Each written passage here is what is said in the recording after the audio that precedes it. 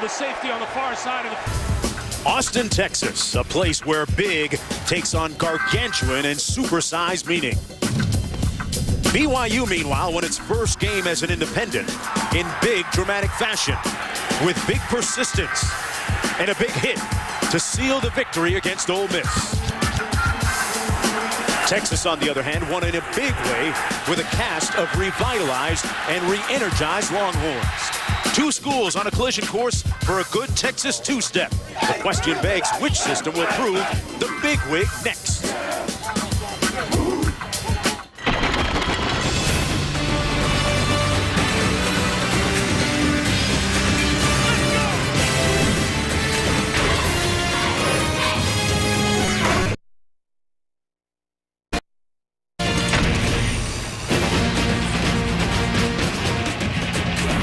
Welcome, everyone, to ESPN College Football Primetime, presented by Miller Lite, a benevolent sky spattering down on a pristine field here at Darrell K. Royal Texas Memorial Stadium.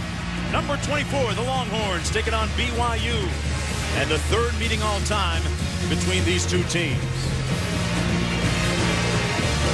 Hello, everybody. I'm Mark Jones, chopping it up with Ed Cunningham. Samantha joining us just in a few moments. Samantha Steele down on the sidelines. Ed, when you look at these two teams, rich in football history, their lineage, when you take a snapshot at it, a lot of similarities right now. It's kind of scary. In recent months, if you look at BYU and Texas, last year both had really bad years after some good runs with 10-11 wins.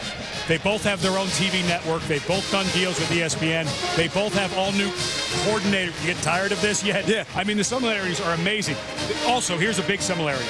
Both of them don't throw the ball 40, 50, 60 times anymore. This is going to be a more old school affair, kind of Southwest Conference, not as much Big 12 against the BYU that you know from the past. These two teams, speaking of the past, haven't met since 1988, but their two quarterbacks also have a lot of similarities. Both of them last year got off to bad starts, of course, for Garrett Gilbert. That kind of continued through the year as the entire team struggled. But Jake Heaps, by the end of the year, broke every BYU freshman passing record. Last week, struggled in the first half with new offensive coordinator Brandon Doman, but in the second half was lights out, threw a touchdown pass that got him back into the game.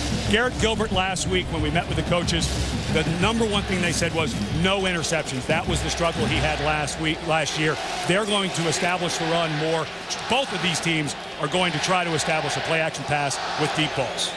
Garrett Gilbert, close to 60% completion last week. That's their goal. We'll be back with more on the other side. Number 24, Texas, taking on BYU. Well, a very poignant couple of days in our nation's history coming up with the commemoration of 9/11 10 years ago tomorrow, as we look back and reflect on those that perished on that fateful day in our nation's history. A few moments ago, a brief moment of silence to remember the fallen. Ladies and gentlemen, tonight we ask that you please keep our neighbors who have been affected by the wildfires in Texas in your thoughts as they continue the process of recovery. We also ask this evening that you join us in respect and remembrance of the events of September the 11th, 2001. Tomorrow marks 10 years since the events of 9/11. Let us continue to honor America with the pride, courage, perseverance, and compassion that we all felt that day. In remembrance of the lives that were lost that day and the strength of the United States of America and the unity of its people, we pause now for a moment of silence.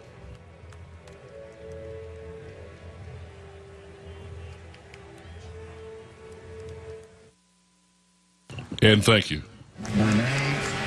Well, the magnitude of 9/11 not lost on Texas head coach Mack Brown. Samantha Steele with more.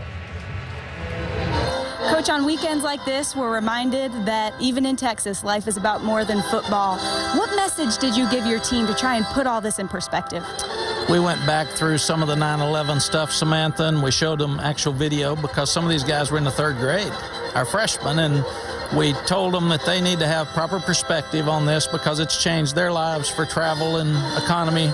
It'll change their kids' lives and their grandkids' lives. To get back to this game a little bit, last week, huge difference between the first and second half. What are you looking to see today that you didn't see last week? Well, we're playing a tougher opponent, we feel like, that's coming in with a win, a lot of confidence, and we need to start faster because Rice is a good football team. and we knew that, but we didn't feel like that we did what we needed to the first half. So that's one of the objectives in tonight's game. All right, thanks, Coach. Appreciate your time. Thanks, Sam. All right, Samantha, thank you very much. BYU winning the toss, deferring to the second half. Texas will receive the opening kick.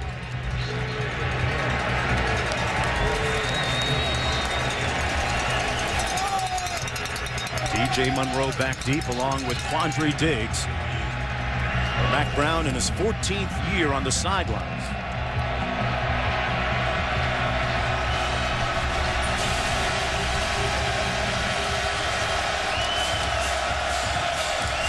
And his counterpart, Bronco Mendenhall, for BYU in his 7th season in Provo. It's about ready to get underway.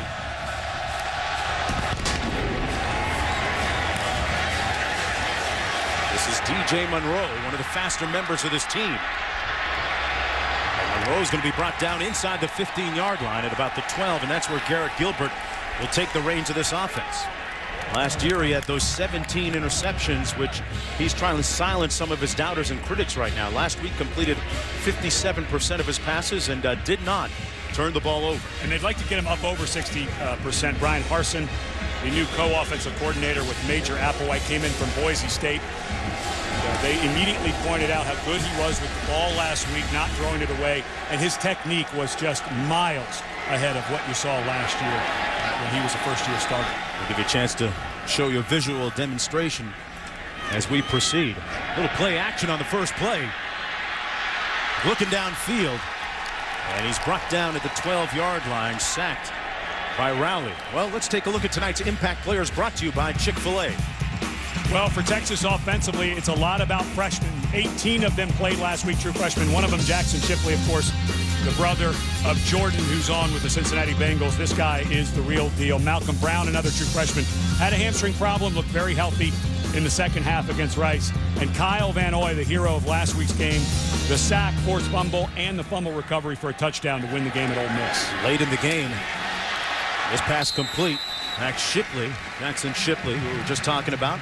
Hadley making the stop. As we take a look at the backs and the receivers for Texas, we're going to see a host of running backs, including Whitaker, who we saw, Bergeron, Brown, and DJ Monroe.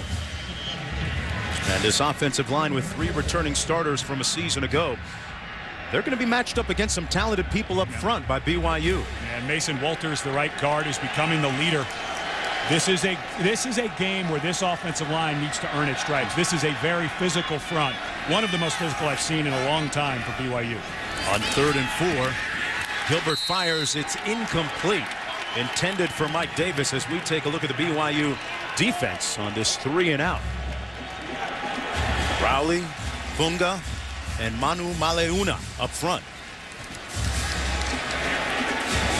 Look at the linebacking crew. That front 7 looking to make some big plays. And DJ Falslev now back standing on his own 35-yard line for the Cougars. Justin Tumber, who does that rugby style of punting, rolls out this time, though. Hits it conventionally. Not a great punt, right around midfield. And Jacobson watches it bounce at the 42-yard line. So the Cougars, after that 41-yard punt, they got a favorable bounce, will have good starting field position here on their first drive of the ball game. That's Jake Heaps, 6'1", 200-pound sophomore quarterback last season. Completed 57% of his passes through 15 touchdowns. Had a little bit of a rough start last week against Ole Miss. Had an interception on a ball that he threw late down in his own side of the field. Returned 96 yards for a touchdown, but he settled in nicely in the second half. 14 for 17. Expect, again, a little more run and play action than you've probably seen in the past from BYU.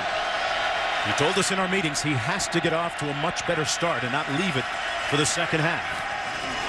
Not a good start on that pass. Incomplete, intended for McKay Jacobson. Broken up by Emmanuel Acho as we take a look at our impact players, brought to you by Chick-fil-A. Well, they list him as a running back, but J.J. DeLuigi is a guy they'll move all over the field. They'll swing the ball out to him, has great quicks in the open field. Another hero from last week's game, Ross Apo, a guy who actually committed first to Texas, then changed to BYU. Had his first touchdown catch of his career in that second half. And Kenny Vaccaro, we're going to see him all over the place in Manny Diaz, the first-year defensive coordinator's multiple defense. On On second down, they hand it off. This is Joshua Quezada. And Quezada is going to set up a 3rd and long. It's going to be about a 3rd and 9 to go as we take a look at the Cougar backs and receivers. DeLuigi back there, Correa, Hoffman, Jacobson, and Austin Holt. They've got some big receivers, BYU.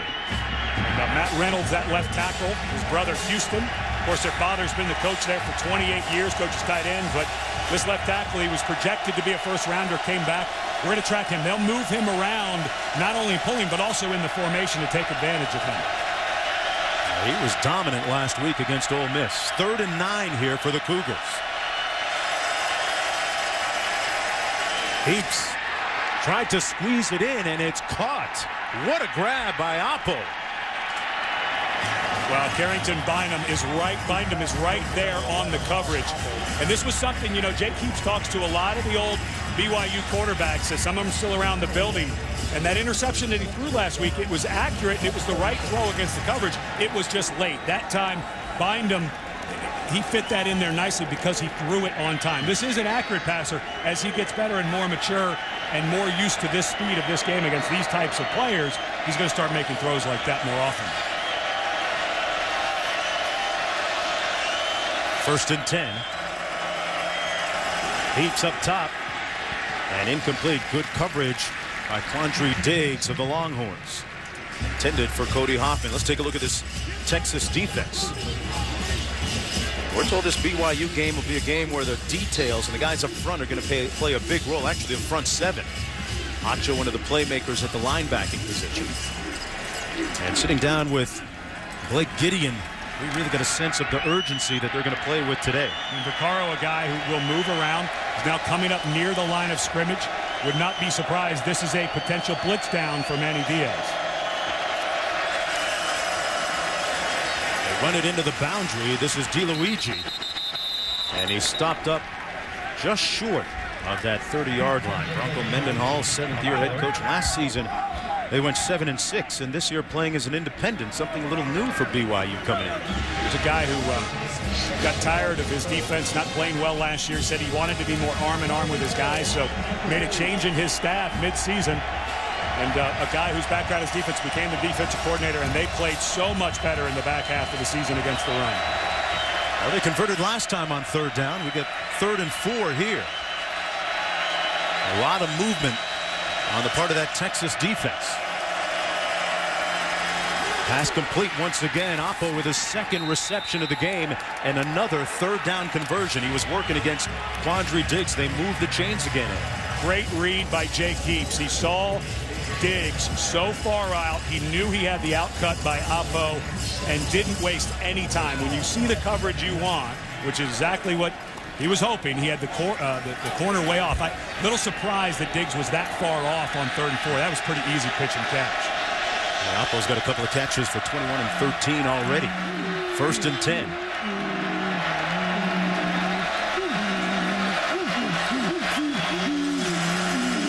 Quezada between the tackles. And he's brought down at about the 13-yard line. Jordan Hicks making the stop. It'll be 2nd at about 6 to go.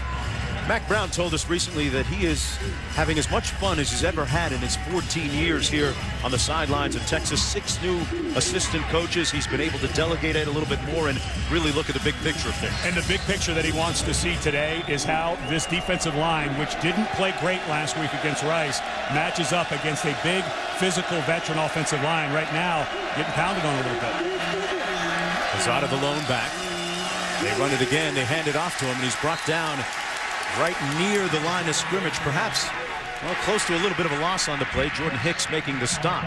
And one of those new coaches right there for Texas, Manny Diaz, former coordinator at Mississippi State last year. Before that, North Carolina State.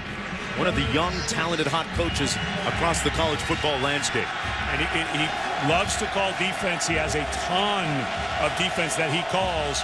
And here is that 3rd and long. If I'm him, I'm thinking potential screen. That's something that Brandon Dahlman said last week. He wished that he would have done more of inside the 20 is the screen game.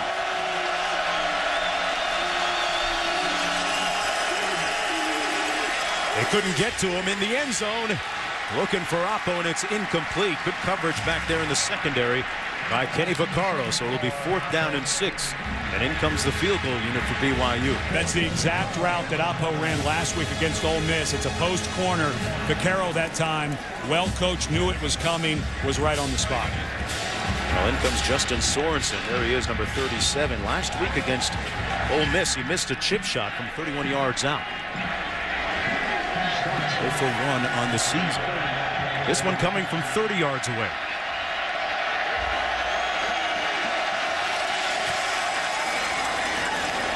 And he knocks it through. The Cougars get on the scoreboard on their first drive of the ball game.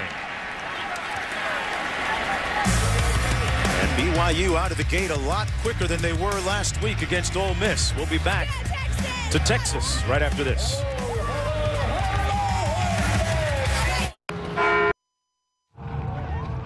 Well, you cool off if you're a dog, I guess, on the inside the Colorado River. Went for a little run this morning down by that running trail. It is hot here in Texas. They have not had measurable rain in over 3 months now, and you all may have heard about the fires that are raging just outside of Austin. Thoughts and prayers go out to those that have lost their homes. BYU, after that 10-play 45-yard drive and the 30-yard field goal, leading 3-0.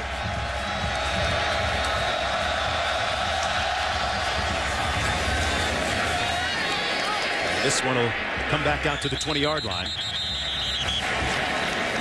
Ed, we were talking about the heat a second ago. Mack Brown had an interesting way of dealing with the heat during the summer. They do have a bubble here. You look at the temperatures. They were sky high, well over 100 degrees. One of the things that Mack Brown and his staff has always been, because of the heat here in Texas, this summer was brutal. I think maybe the worst since Mack Brown and his staff have been here. But they don't let their guys stay out in the heat too much. You know, I played for the Arizona Cardinals, and it was very old school. We'd be out practicing in 110-degree heat all week. We'd get to the games on Sunday and have nothing left. They do the opposite here. They get the guys out enough to get used to it, put them inside. I just think it's the smarter way to do it, so you're not wearing out these young bodies. First down and 10. Gilbert hands it off to Fozzie Whitaker. And Whitaker makes it about 2nd and 8 to go. And we just hope that our own Samantha Steele down at the sideline stays hydrated today. It was a bit rough on her last week. Whitaker's, I guarantee this young man's hydrated. The growth from the spring to the summer, they said, was amazing for this senior. Going up top. Gilbert going for Davis. And he catches it out of bounds. Incomplete. Good coverage there by Corby Eason, number 25 for BYU. BYU's got some guys this year that can run a little bit. This is, when I watched the Ole Miss game, I was really impressed with their front. This ball thrown too far to the outside. This is something Brian Harsin, who coaches quarterbacks, will work with his quarterback and say, you can't throw it out of bounds. There's no way we can make a play on it. But this front seven for BYU, and Harsin agreed with us. He said, you know, when this is over, we may say this is the best linebacking core that we're going to see all season long. 3rd and long. A little bit of movement up front. Ball start. Offense, number 78. 5-yard penalty. Still 3rd down. Let's go downstairs to a well-hydrated Samantha Steele. Yeah, I'm trying down here. Guys, hydration an issue for both teams, but two very different schools of thought. For BYU, they use pickle juice to keep from cramping up. Over here at Texas, they use gummy bears. Now, I guess it's not really a bear. It's more like a circle, but it's fortified with energy and nutrition. And at halftime, they have peanut butter and jelly sandwiches. So it's old school football and old school food, guys. What's up with that? I think I'd rather have the gummy bears than the pickle juice. Tastes better. 3rd and long. Gilbert, he can run. And he fires a bounce pass incomplete for Jackson Shipley. And they'll have to punt. It's another 3 and out for Texas, and you hear a smattering of boos. This is a young man, Garrett Gilbert. Remember, he was the guy that started last year when they went 5-7, threw an inordinate amount of interceptions, 17 on the season. Lost the starting job, Ed, in practice, and then got it back late. Yeah, they opened it up. Now let's watch his shoulders and see if he gets those around. Better job there. That was so much better than last year. Just a difficult throw on the run. Tucker with a low spiral, returnable at the 38-yard line by Jacobson. And Jacobson going to give BYU great field position and then some. McKay Jacobson, the 5'11 senior with good special teams work. And he got a nice block on the play by Preston Hadley. You know, when we were talking this week to the BYU coaches and players, just the level of confidence they have. I think the country kind of last year when they had that 1-4 start just dialed them out. And I don't think people realize how much better they got at the end of the season, returning 9 starters on offense, 8 starters on defense. And here they are at 3-0. And listen to this crowd. They're stunned. And I think maybe this crowd didn't understand how good this team was coming into this ballgame. 45-yard punt, 25 on the return. Play action bootleg and wide open. I mean wide open to Holt. And Austin Holt with another first down. Holt, a guy who a more traditional big body tight end than what you normally see in the BYU pass game. 6'5", 247 pounds. Just right there at the end of the line of scrimmage. Does a good job. He's going one-on-one against Jackson Jeffcoat. A very clean release. Nobody there in the coverage. And it was all because of the run play fake called by Brandon Doman, their first-year offensive coordinator at BYU. From the 23. Luigi gets about 3, and people not quite remembering how good this BYU team is. And this is not. You know, last year was such an aberration. Rocco Mendenhall took over. He came in as the defensive coordinator and then was promoted to head coach. And you look at that run, 11-10, 11-11. And then when they went 1-4 last year, I really think, and you know, they were in the Mountain West Conference, now they're independent. A lot of people don't know what to make of them, but we watched that game against Ole Miss. It's a good ball club. Quick 3-step drop. Oh, nice catch that time by Jacobson. Reached back to make the grab, setting up a 3rd and short. Hicks with the stop, a gain of 4 on the play. And boy, BYU hitting on all cylinders right now offensively. Yeah, first-year play caller Brandon Doman, who's been the quarterbacks coach for BYU for 7 years, said last week against Ole Miss he was disappointed in his play calling. Now he has a position 3rd and short in the red zone. Would not be surprised. Some type of draw or screen. Not so sure that this is a drop-back pass type of throw. And for Texas, be ready for some type of screen. DeLuigi the lone back. Texas bringing some pressure. Incomplete, intended for DeLuigi. And there we saw, Ed, that offensive defense that Manny Diaz likes to preach. Well, and that was a wonderful job by Emmanuel Acho. As the blitz was coming, they had 2 safeties coming from the outside. They had 2 safeties, so Acho actually has to watch the 2 safeties coming. Acho has to come all the way out and fight through the blocks to get there. A wonderful job. I do like the play call by Doman. If Acho doesn't get there, the blocks are there, and they easily pick up the first down. It's a nice job by Acho reading that. Well, Justin Sorensen made one earlier from 30. This one from 33. And he knocks through another one to make it 6-0 for the Cougars after that good punt return by Jacobson set it up. Longhorns will have the football when we come back, but so far all the scoring done by Justin Sorensen.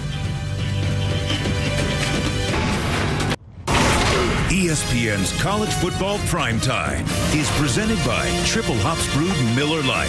Taste greatness.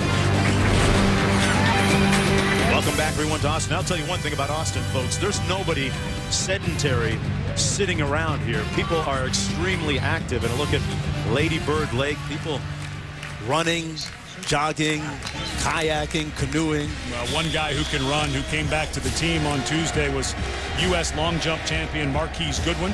Just got back from Seoul, South Korea, where he competed in the World Championships. And, really missed football. He was going to redshirt to get ready for the London Olympics, but he just missed it so much he wanted back.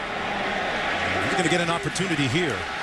Goodwin trying to show off that speed and athletic talent that he showed in Daegu, South Korea a little bit ago. Of course, Texas, home of Sonia Richards, world champion in the 400 meters and gold medalist in the Olympics. Marshavette Myers, formerly Marshavette Hooker. And we were talking to Brian Harsin, the new co-offensive coordinator, came in from Boise State, of course, replaced Greg Davis, the longtime coordinator, and we said Well, it's been a while since Goodwin did not go through spring, did not go through summer, did not go through fall camp. You know, are you going to use him? And he just started laughing. He said he didn't forget how to be fast. So we're going to figure out a way to use him. That always works. 1st and 10.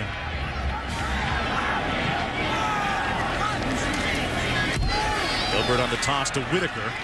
Nowhere to go for Fozzie Whitaker. We talked about the intransigence of that front three for BYU. Let's go back to the studio with Brian Burr. It's 3, guys. All right, right here it's 2nd down and 10, 101,000 strong. BYU leading Texas 6-0. Gilbert using his legs, which Brian Harsin has given him a blank check to do, and he's hit hard by Spencer Hadley. Right now, BYU's defense is winning every play. They tried a misdirection. We saw BYU run that earlier to Holt. There was nobody open, and we were talking to Bronco Mendenhall, serves as his own defense coordinator. He said, we are a little suspect in the secondary. We're going to do a couple things to help them out. That time, nowhere for Gilbert to go. 3 receivers out to the left of Garrett Gilbert.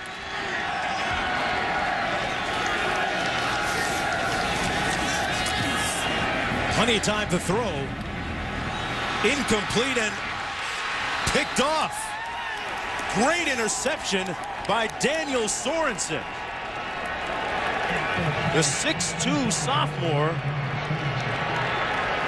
comes up with a big play. Last week he recovered a fumble against Ole Miss. This time comes up with the pick. Well, this was a misread by Garrett Gilbert. He had Jackson Shipley on the outcut for the first down, just absolutely wide open. Watch Shipley break to the outside, and he just held it. And then he tried to force a ball in there. Just a bad decision. He had exactly what Harsin drew up. Shipley, so good in space, came out of his speed cut, was open beyond the sticks. Gilbert was looking right at him, not quite sure why he held onto the ball. First interception of the year for Garrett Gilbert. And good field position here for BYU.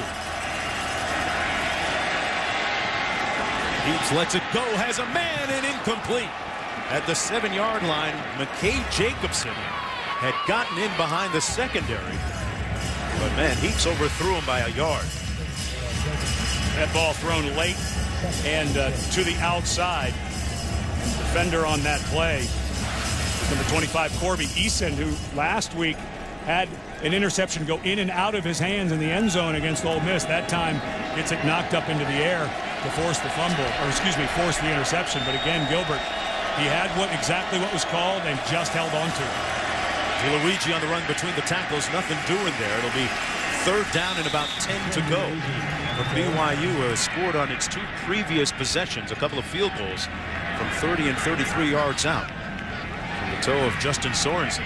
There's Brandon Doman, former quarterback at BYU. He was the only quarterback in the history of BYU to win a game on the road in the SEC until last week when Jake Heaps got that honor, although I think you have to give a bunch of that to the defense with their score. But he said, I've never done more soul searching in my life after that game. It is new, something I'm going to have to get a better feel of calling, but he knows the system and he's tweaked it a bit.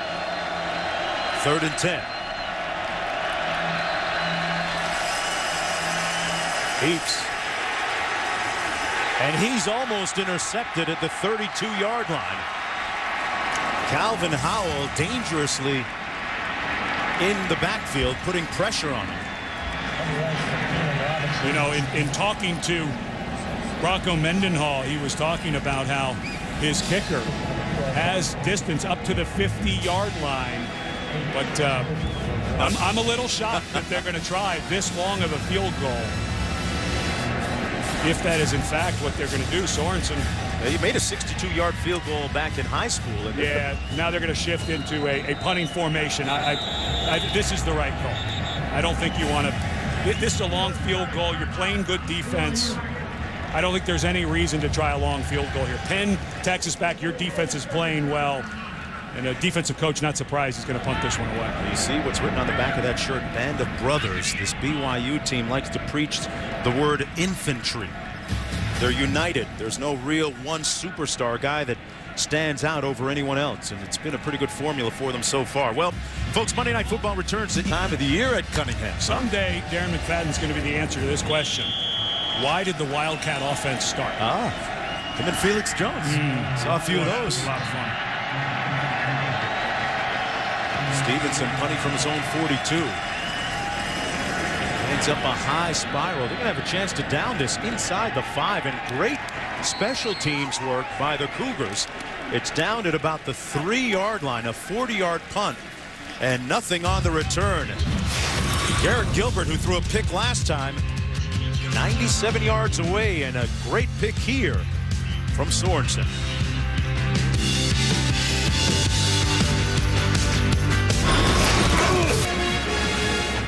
Back here at Texas Memorial Stadium, BYU with a 6-0 lead, 4:08 to go in the first quarter.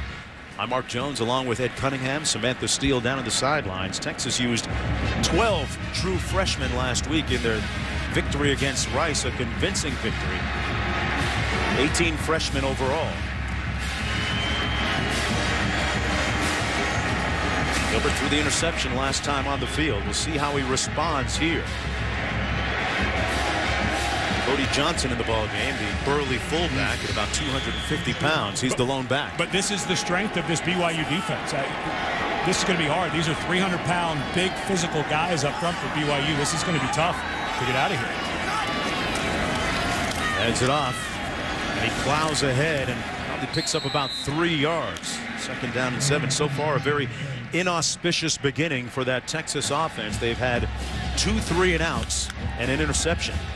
How do they turn it around here, Ed? Where do you start? I think you have to think play action pass here. I just right now, this Texas offensive line is being stuffed at the line of scrimmage. The white shirts are beating the burnt orange shirts when they're on defense. There's no push whatsoever at the point of attack. And you've got Malcolm Brown in now at running back, but I still think you've got to think some type of play action. 2nd and 8, Malcolm Brown, the 2nd-rated tailback coming out of high school last year, and he shows you why with some explosive, combustible burst. Gets the first down on an 8-yard run, and it's the first down of the ball game for the Longhorns. For a young running back, this young man understands how to get through tackles. That tackle was dead to rights. Travis Uale was standing right there, but you saw just at the very last second, he has that ability to turn his shoulders a little bit, and David Ash now in the ball. They put in a package of plays for him last week against Rice. This is by design, and he shows you what he can do with his legs. A nice pickup of about 5 yards. It'll be 2nd down and 5. David Ash and Case McCoy, the backup quarterbacks. He's a 6'3" freshman from Belton, Texas. And here's a guy who came into college known more for his arm than his legs, but when Texas got him, he only rushed for about 300 yards his senior year in high school. When he got here, they realized he's such a wonderful athlete, big, powerful guy. Brian Harsin said, though, they do have some throws in this week for him as well. 2nd and 4. There's one of those throws, completes it out of the backfield. That's DJ Monroe, and the DJ spinning, picks up a first down and still on his feet. A 26-yard gain and a first down. Well, great call by Brian Harsin. Nice, easy throw for a freshman quarterback. Basically a swing screen, but watch Jackson Shipley on this play. The true freshman gets a wonderful cut block. This is completely designed. This is not a, let's take it, it's there. Good job by Shipley. Got his man down to the ground. Sorensen, the man who had the interception. But the ball was thrown accurately. That swing pass has to be thrown so that the running back doesn't have to slow down. Excellent block downfield by Shipley. David Ash breathing new life into this offense. For the first time today at midfield, they call a timeout with 1:54 to go here in the first quarter of play. And for the first time today, a little noise from the 101,000 sellout here.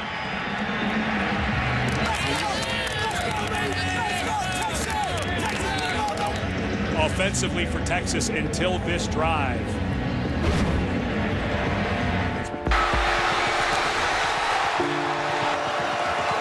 But then a rash of tough losses, some home losses in particular.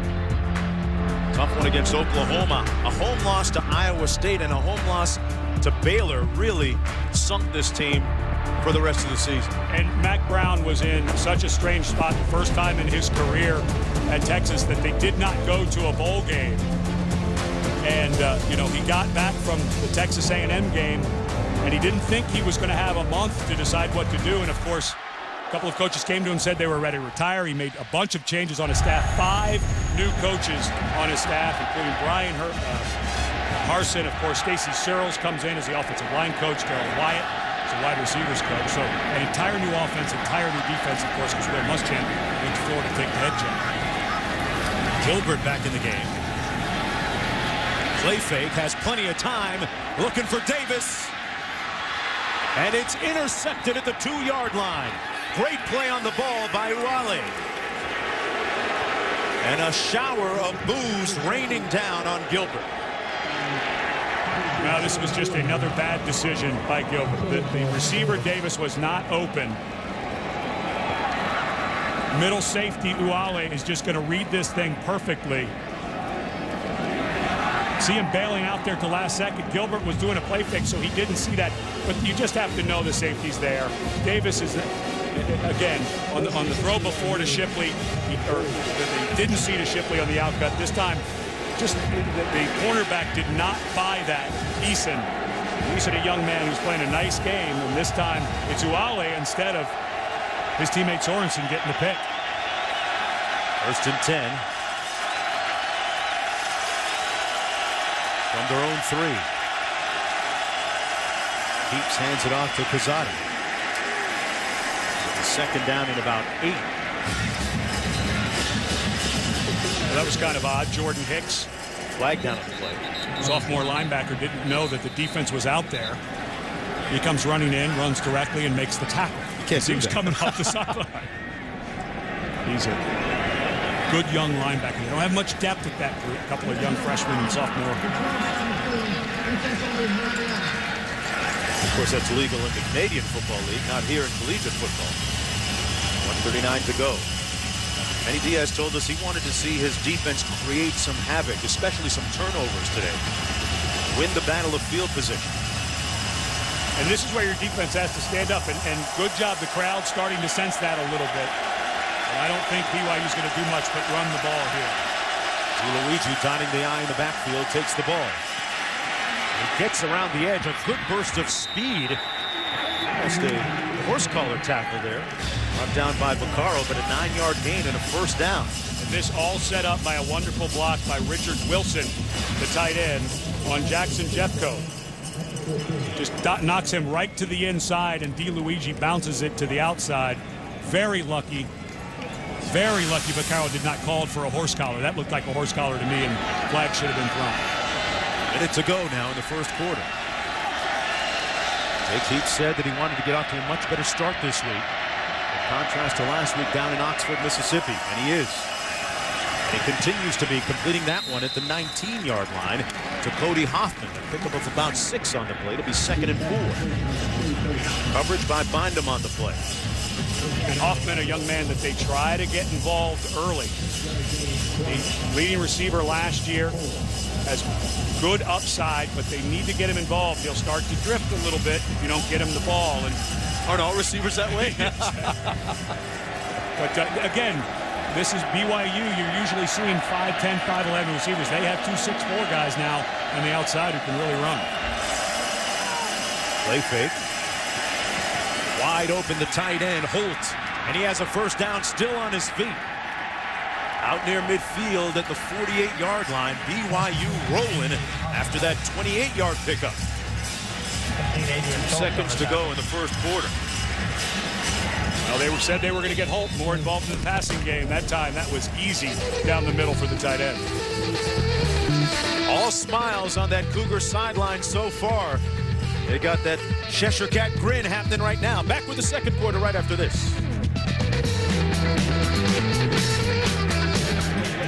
Sunday NFL. You know, the unofficial slogan here for Austin is keep Austin weird. Well, every night bats litter the sky at sunset from the Congress Street Bridge in search of food. Look at that. To the delight of throngs of spectators. That's me. You know, I watch a lot of Animal Planet when I'm not prepping for a game set. I've never seen anything like that. Well, and I saw nothing like that last night. I drove across that bridge to go to Guero's to have dinner. They didn't wait for you? No, there was not one. There was a bunch of people on the bridge. I didn't see one back. Okay. Wrong time, I guess. Got a new quarterback in for BYU, Riley Nelson, out of the shotgun working. Jake Heaps had done very well. Nelson with the toss to DeLuigi with nowhere to go. Good D by Texas. I get what you're trying to do. You know, you want to get some guys in. They were just going to run the option. So Nelson goes out now. You have to start establishing some depth here, but Heaps comes right back in. So you got Nelson out there, the guy who was the starter at the beginning of last year, shared time with Heaps, but now Heaps comes back in. But Nelson, guy who had a shoulder injury, needed surgery. So, you know, get him some reps. Yeah. And if you're going to do a play like that, why not let him come in and run that option? 2nd and 12 after the loss of 2.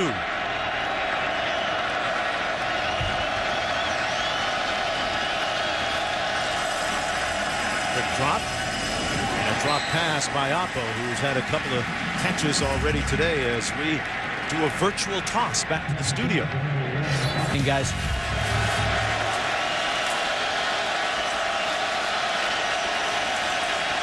Third and 12.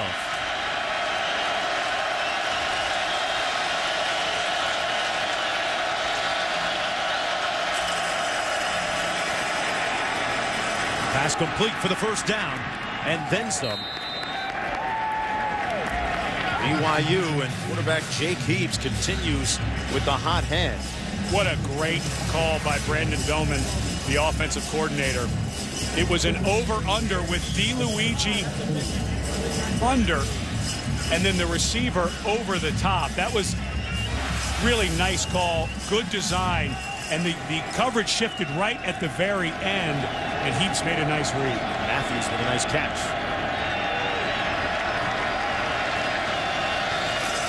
Got a flag down. Texas going to be offside.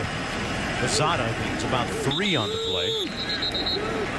Good to see Quezada back in the game. You know, he suffered from extreme headaches in the Ole Miss game last week. In the first quarter, offside. Defense, number 3, 5-yard penalty.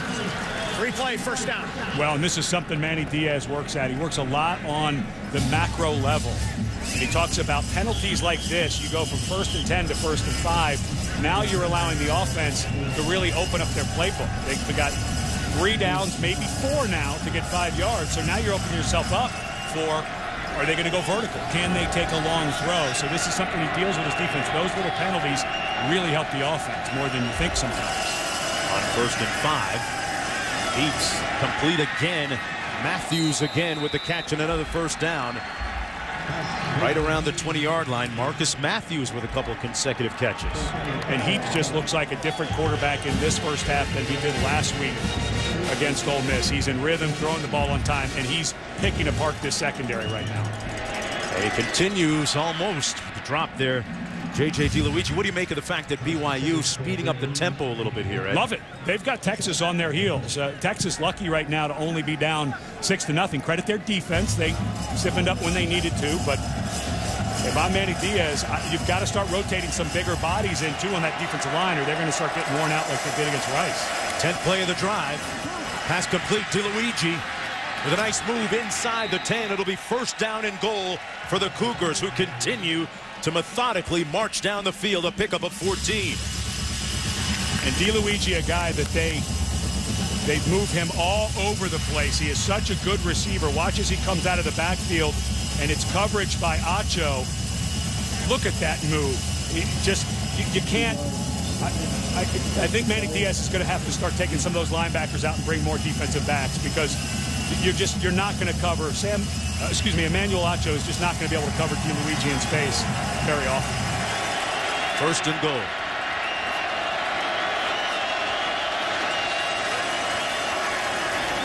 Toss to the wide side of the field, and a nice tackle coming up on the corner. Elisa was rocked that time by number 17, Josh Turner, who made the hit. A gain of about 2. It'll be second down and goal. Now this is where I think those 6'4" receivers come in. Second and goal is the perfect time for some type of double move, either fake like you're running the inside post route, breaking out to the corner, which is what Oppo scored on last week against Ole Miss, or you can think about the fade to Cody Hoffman at 6'4". The cornerbacks for Texas, all of them 6 foot or under. Hoffman is at the bottom of your screen, number 2. He's the 6'4" receiver. Into the end zone his way to Oppo, and a touchdown. Well, they had a couple of choices out there.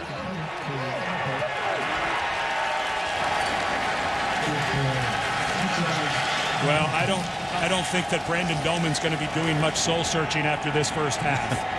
This is textbook offensive play calling. He's putting his best players on people who can't cover him, and look at the reaction of the Texas fans.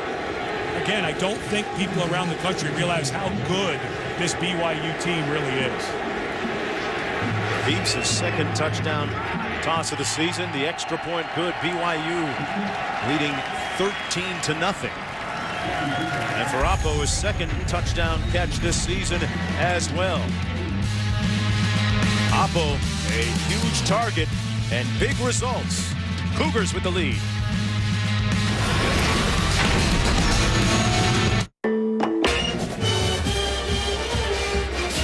Well, you know, Ross Oppo thought about catching touchdowns here in Austin, Texas, only he expected at one point to be doing it in Burnt Orange at Cunningham. He had actually committed to the Texas Longhorns and then had some further trepidation, some concerns, thought about changing his mind, and ultimately did. Decommitted, ended up at BYU. And this guy, Jake Heaps, is a big reason why. They had gone to a couple of camps together, became friends, and as soon as Jake decided to go to BYU, of course, he was the #1 recruit in the country at quarterback. Could have gone pretty much anywhere. When he chose BYU, he got to work on Oppo and had him change his commitment.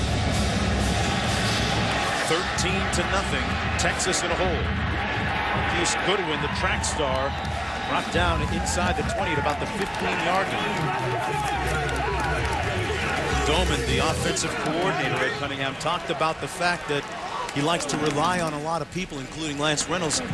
Right now, it seems to me like he's saying, hey, I got this. Yeah, I'm okay. You know, you go back to last week, and he was very honest about the play calling, especially in the first half. They got inside the 30 5 times in that first half against Ole Miss. Came away with 0 points.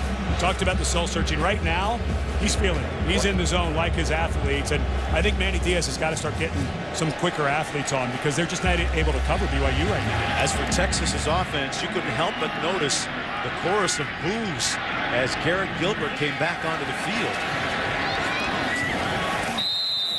Whitaker with the carry. Got a couple as we check in with the studio.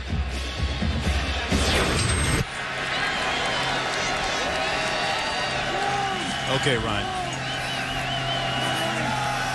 2nd and 9.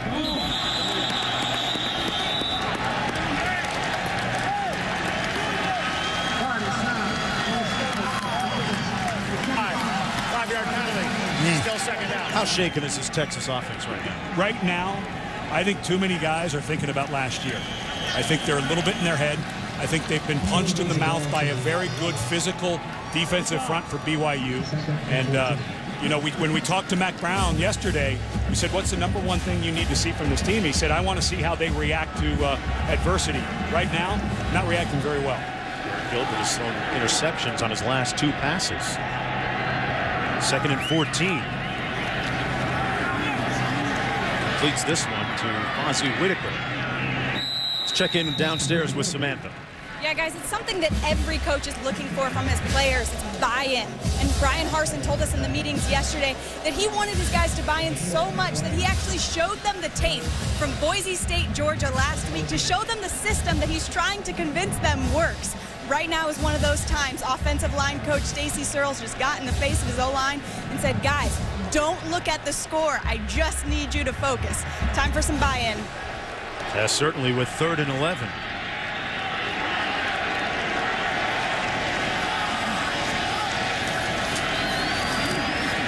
Gilbert steps up. Incomplete. Shipley, the closest one there. And, you know, the fans, I understand. Everyone's upset, and they're sharing that. But you know, that's not going to shake much of the decision-making. But I think the quarterback is rattled. How short a leash do you think he's on right now? I think I would be really surprised if we don't see a combination of David Ash and potentially Case McCoy come into the game on the next drive. Right now, it looks to me like Garrett Gilbert is having flashbacks to last year. There's the rugby-style punt for the first time this afternoon from Justin Tucker. It's down to Floslev, and it's going to be on Texas's side of midfield, and we got a flag down to the field as well after that 35-yard punt.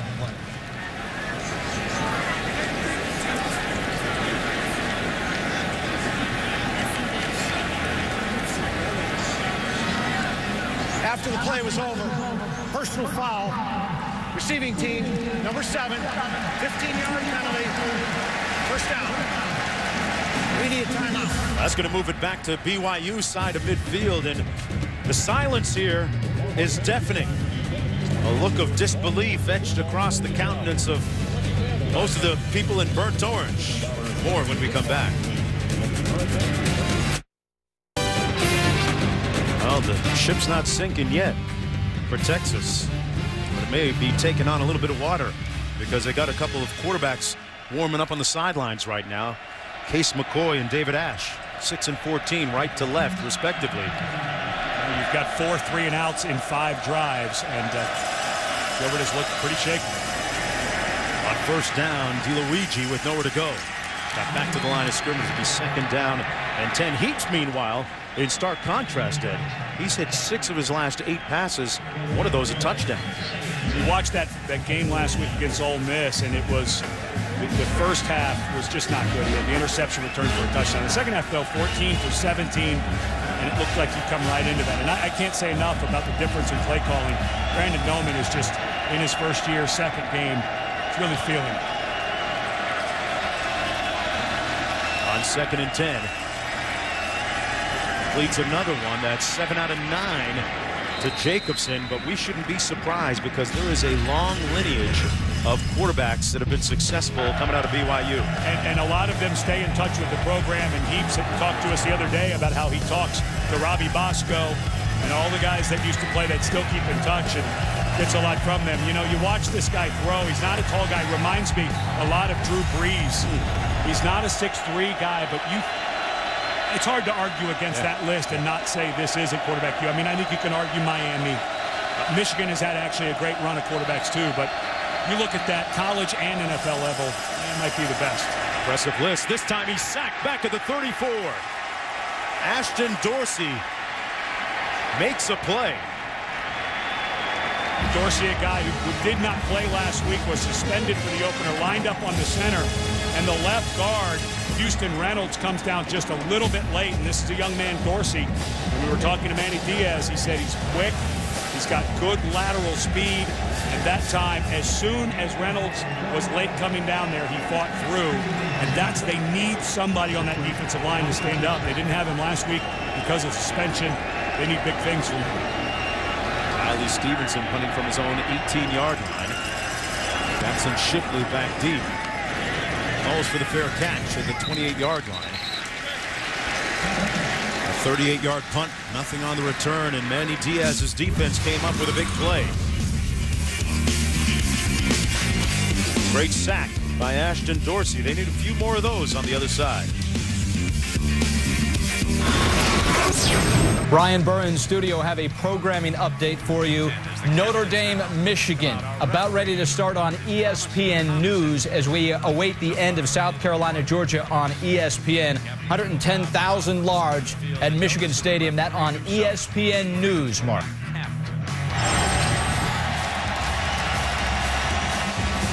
All right, thanks a lot, Ryan. Back here, we're going to see the 3rd quarterback of the afternoon already for Texas.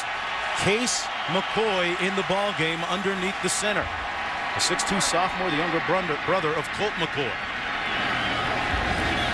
Garrett Gilbert, the starter, watching from the sidelines right now, and a handoff to Malcolm Brown, another freshman. 2nd down and 10. What do you make of this change, Ed? Well, a lot of people may be thinking that Ash would come in, but Ash is a guy who now comes in. I think they may rotate them in and out, but Case McCoy, for a while there, was first in camp. Not physically as good a thrower as his brother, but just has that same kind of ability to rally people. And in talking to the coaches, they said all that happens when he goes in the game is we move the ball. And that's what happened all through camp, all through spring, because he enrolled early. Expect some run plays with Ash in. And flags down in the field. And while they sort this out, let me ask you this. Is this reek of panic, or is this a strategic thing? You know, I think you had to make a change. Offense. 5-yard penalty. Still 2nd down. I don't think it reeks of panic. I think that Gilbert he just wasn't playing well. Okay. And you had to make the change, and then the crowd started getting on him, and that's just not good for a young man's psyche. So I think this is the right move. But I think what Brian Harsin has to be very careful about is all of the bag of tricks he has. I think he's just got to simplify for these two young quarterbacks. Don't make them think too much. They already have a procedure penalty. McCoy on his first throw completes it. And a fumble by White. Darius White made the catch and then lost the handle. So even when they make a play, it becomes a convoluted situation with a drop, a gain of 5 on the play. And, you know, that's the truth about the quarterback position. It is the most difficult position, in my opinion, in all of sports. The amount of information you have to need, the amount of pressure you need to know, the amount of pressure on you. And Gilbert did look a little shaky there for a while, but, you know, it's not like the running game's been doing really well. It's not like they're picking up big chunks of yardage either in the run game. 3rd and long. McCoy steps up, and he's brought down way short of the first down. 4th down coming up. Well, Van Noy making the tackle on the play. Van Noy is a guy, when I watched him on film last week, this guy, he's intense. The biggest thing I saw from him as an outside linebacker, he's really slippery. Guys just cannot get their hands on him. Good tackle there. In this BYU defense, I don't think they can. I think if Colt McCoy were out there right now, this Texas offense would be struggling. Another 3 and out for the Longhorn offensively. There's the rugby-style punt from Tucker. Takes a great bounce and fielded at the 21. Good coverage by Texas. Jacobson brought down immediately. They could use a win or two on the field goal, on the field position battle. 50-yard punt, nothing on the return, and no points yet for Mac Brown's team. Reporter Sundays now on ESPN2. 1st and 10 from BYU's 21. Heaps intercepted at the 25. Josh Turner with a huge defensive play. Well, this was a miscommunication between quarterback and receiver. Was it ever? Yeah, Heaps thought that Matthews was going to run a stop, and Matthews ran an inside route, and all Phillips did, the receiver, as he breaks, he was throwing that to DeLuigi. He expected DeLuigi to run and just hook up, and instead DeLuigi comes to the inside. Heaps is throwing to a spot, and a good job by Phillips reading, and a huge momentum break for Texas. This is about as good field position as they've had all day.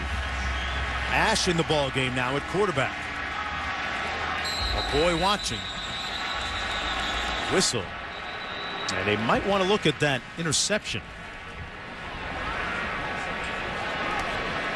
Josh Turner appeared to make the interception a few moments ago. Prior to the snap, the ruling on the field was a catch. BYU is challenging that the catch was completed.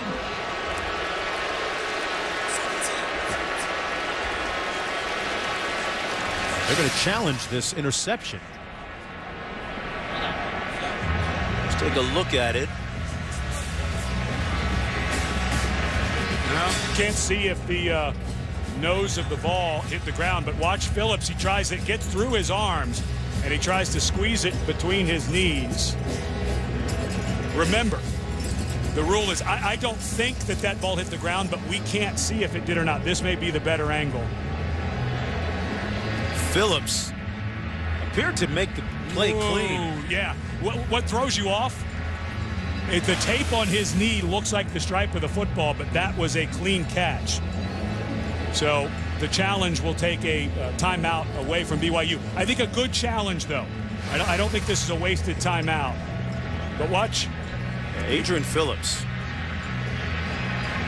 Yeah, you can see that tape around his knee. That you think that might be the ball on the ground, but it's not. That ball clearly above the ground. This is they should come back, and the language should be the ruling on the field is confirmed, which means that the video confirmed the call on the field. There it is. Ruling on the field is confirmed. BYU will be charged. Second charge timeout. They also are out of challenges. A new thing that's happening this year is in coaches' boxes, you can have a feed from the game. So the coaches can call down from the BYU box and say, challenge this, coach. This is not an interception. I think the BYU coaches saw that tape around Phillips's leg and thought that was the stripe of the football. And if you did, it wasn't a catch, but that ball clearly was called. So here we go on 1st and 10 from the 25. Ash out of the shotgun. Keeps it himself. Great bit of ball handling that time by David Ash as we go back to the studio. Mark, back to you. All right, Whitaker on the direct snap, hands it off, and Shipley brought down right near the line of scrimmage at the 17-yard line. Nothing doing. Good play by Sorensen, a loss of 1 on the play. Well, Texas had a tough time. 2 of those 3 and outs came real early. They've been given a great opportunity here. And now you have a 3rd and short. You have, of the 2 quarterbacks, McCoy comes back in. I think this is a time that you look for Jackson Shipley, who's one-on-one up top in space. On 3rd and 2. Johnson in the backfield. He gets the call and the first down. Plowing forward down to about the 12-yard line. Cody Johnson, a load at 252 pounds. And that's the first time that I've seen really good movement by the offensive line for Texas. The whole right side washed the left side of the defensive line from BYU down. They bring in the short yardage specialist. But watch the push on this right side. It was almost 3 guys blocking Fangupo, and they washed him down inside. Cody Johnson picks up the first. And there was a collision there. It's Case McCoy in the ball game at quarterback. Brown, the freshman, gets a couple of yards, setting up 2nd and 8 as we approach 3 minutes to go here in the first half. The Longhorns, after scoring 34 points last week in that win against Rice, scoreless right now. And they're going with swapping quarterbacks in and out. I actually like this. You can run different plays with Ash. He gives you the leg. He can also throw it. This feels like it might be an option to the right. Whitaker in the backfield. There it is. That's DJ Monroe. Slips a tackler. Boy, what a move by Monroe inside the 10-yard line. BYU read the option as well. Picked up 3 on the play. And just bad technique by Uale. The safety came up. He had this thing for a negative yardage play, but he didn't come to balance. He had his head down. He was falling forward. And Monroe, one of the quickest guys on this Texas team. Case McCoy coming back in the ballgame. How badly do they need to score here on this series? To me, 3. I think they have to score 7. I think the way this game has gone, 2 guys in the backfield feels like another run from Texas. McCoy out of the shotgun. Has time to throw and nowhere to go. Twisting. Completes it.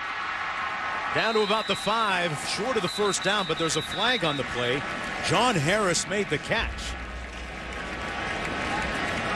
And there's a flag at about the 7-yard line. It's a 4-yard gain if it stands. Just complete confusion. Sure. On the 3 receivers to the right all ran into the exact same area, and Case McCoy had nowhere to go. Remember, brand new offense. They played 18 true freshmen. Texas did last week against Rice, and it's starting to show a little bit. There just seems to be confusion. Now your veteran. It's going to go against the Longhorns. Ineligible receiver downfield. BYU is declining the penalty. 4th down. You got to kick this ball if you're Texas. You have to come away with some points, but watch as the receivers leave the line of scrimmage, including the back. And there's just confusion. They had no idea what they were doing. That was John Harris, who it looked like he was going to block the guy like it was supposed to be a screen. And Case McCoy makes a really nice play to almost pick up the first down despite the mental error. Justin Tucker in to attempt this field goal from 23 yards out.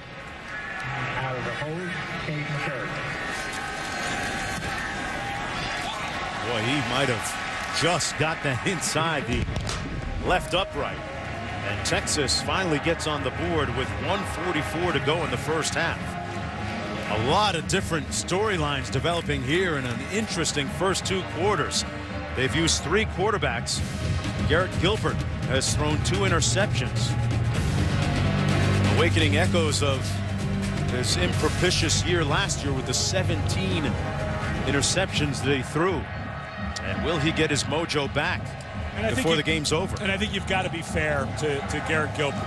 I think he did start to get start questioning himself a little bit there in the first quarter, but nothing's really gone right for Texas. They get the interception, they get great field position, and I mean, it's not 3 and out because they get the field goal, but they still only got, well, excuse me, they did pick up the first down with Cody Johnson, but this is a team that looks like they're in a little bit disarray. To me, the adjustment for Texas at halftime, they just have to simplify this playbook a little bit.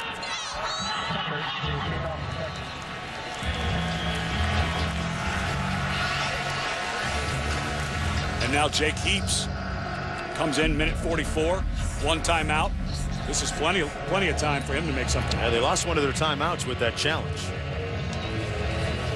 Heaps last week, 24-38 for 225 yards, and in a nice groove right now from the 1-yard line.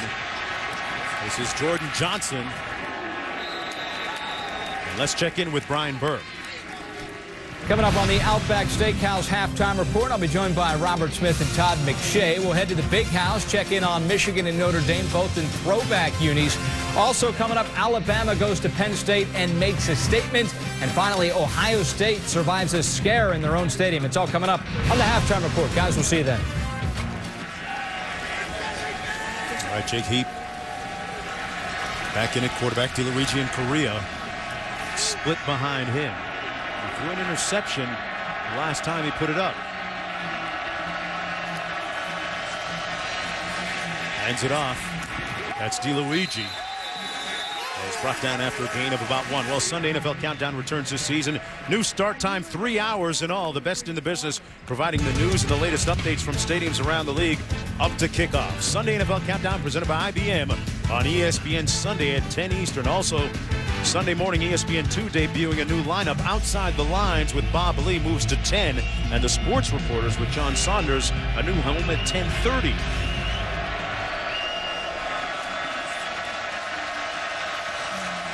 First and 10. Well, if I'm Texas, I'd get a timeout here. BYU, good use of a timeout by Texas. 56 seconds. Third down. Now it's timeout on the field. Honestly, the way this game has gone, with BYU being in complete control, other than the interception by Heaps when he felt like DeLuigi was going to sit down when he came out of the backfield, instead cut inside. And of course, you never know who's right and who's wrong in that. Yeah. But, you know, you get the sense with Bronco Mendenhall, and talking to him this week, he is about the most even-keeled person I've ever talked to. He's excited. He just hasn't told his face yet. That's what it is. Well, UT fans, hey, put your eyes on Longhorn Network. Unprecedented access to Texas sports. And for more information and list of providers, visit longhornnetwork.com. Talk about reality television as they follow Mac Brown from venue to venue. Get you behind, inside the offices. You know, a lot of things happening in this part of the country with the conference. Of course, Texas A&M trying to get into the SEC. Baylor saying they may soon. A lot of that because A&M was not happy with the Longhorn Network. But let's not forget, we're seeing another team here in white that has their own network as well, BYU TV, and they decided to go independent. On 3rd and 9, Heaps wide open and incomplete. He had Holt, his tight end. Mistake. And a flag down. They might have roughed the passer. Boy, what a big mistake. Defense, 15-yard penalty. First down. That's going to keep the ball in BYU's hands. What a huge, huge mistake by Jackson Jeffcoat. They have BYU. They perfectly used the timeout. Looked like they were going to get good field position. Boy, just not smart. You can't make that play. The ball's been gone. And you could see Jeffcoat throw his arms up. I think he knew right away, and that's Bo Davis, the new defensive line coach from Alabama that was hired. But just a gigantic mistake. And now BYU still has that timeout in 51 seconds. I think they should get aggressive. First down and 10. Of course, Jeffcoat's father played for the Dallas Cowboys. The pass complete. Gain of about 8 on the play. Marcus Matthews, they need a timeout here. Yeah, they should use this timeout. Watch how much time. There's about 48 seconds left when that ball was caught. They should have just used that timeout here. And remember, their place kicker, Justin Sorensen, can make one from about 60 yards out. 2nd and 2. Heaps complete and met right away. Quezada. A gain of 1 on the play. It'll be 3rd and short. Hicks making the stop. 13-3 with 20 seconds to go.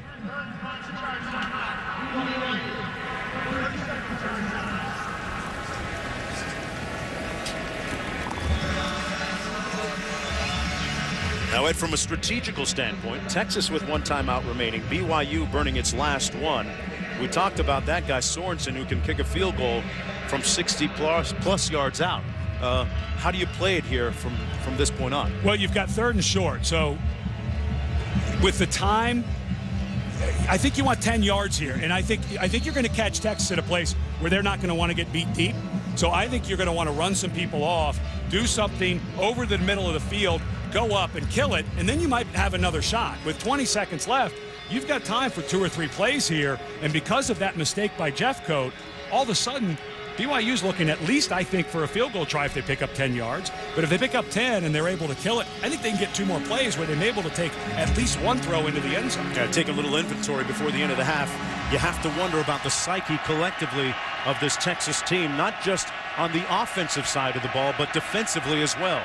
3rd and 1, little bootleg action. Heaps completes it out to the 46-yard line, a gain of 5 on the play. Clock running, actually stops with 14 seconds to go. They need to hustle because as soon as the sticks are set, a little too much. Yeah, this is taking too long. They should have tried to kill this ball. Might not have enough time to. They're going to have to go up top here. Got to get it all. Little back shoulder pass incomplete. Yeah, that was bad clock management. BYU. And they got a place kicker that can nail one, right? Yeah, they had exactly what they wanted. They got greedy. They didn't need to run a play there. They should have killed it, taken some time, and discussed what they wanted to do. I think that's a big missed opportunity for the Cougars. Well, they still go into the locker room with a 10-point lead at halftime. And Samantha Steele with Mac Brown downstairs. Coach, you said you wanted to see how your team would respond to some adversity, and now you have it. What are you hoping to see from them offensively in the second? Well, I hope they'll relax a little bit. They've been all over the place. We've lined up wrong. We've turned the ball over. We've dropped passes. We've done everything, been in motion. We've done everything you can do possibly to screw up a first half offensively, and we're still only 10 points down. So defense has played hard. I hated we gave up the 97-yard drive. We did force a turnover, so we got to force some more turnovers, keep getting some 3-and-outs on defense. We got to get something going offensively. Coach, both your offense and your defense are predicated on trust and lack of hesitation. Are you sensing uncertainty right now? Well, not at all on our defense. I thought they played really well. Our offense had some streaks, but we knew our offense was behind our defense. We just got to go out and start playing a little better on offense and get back in this game. All right, I'll let you get in there. Thanks, Coach. Mac Brown able to muster a smile even though his team trails at the break by 10. Right now we're going to go back to the studio with the Outback halftime report. Nighttime falling here in Austin, Texas, the jewel of the Texas Hill Country, but right now it's a 14-karat jewel performance by the Cougars, leading 13-3 at halftime. As we get started here in the third quarter, Mark Jones chopping it up with Ed Cunningham, Samantha Steele down in the sidelines. A pretty compelling first half, and the quarterbacking job already open for the Texas Longhorns. I think if we don't see Garrett Gilbert here in the second half, I think you're absolutely right. And I think David Ash and Case McCoy, let's see if they keep rotating them. If they do, I still think they have to get Ash involved in the passing game. You cannot think if you're BYU, every time he comes in, it's a run. That's going to be a big advantage. All right, BYU going to get the ball to start the third quarter of play. The Cougars leading 13-3, and their quarterback, Jake Heaps, was on fire in the first half. 14-24 for 153 yards and a touchdown.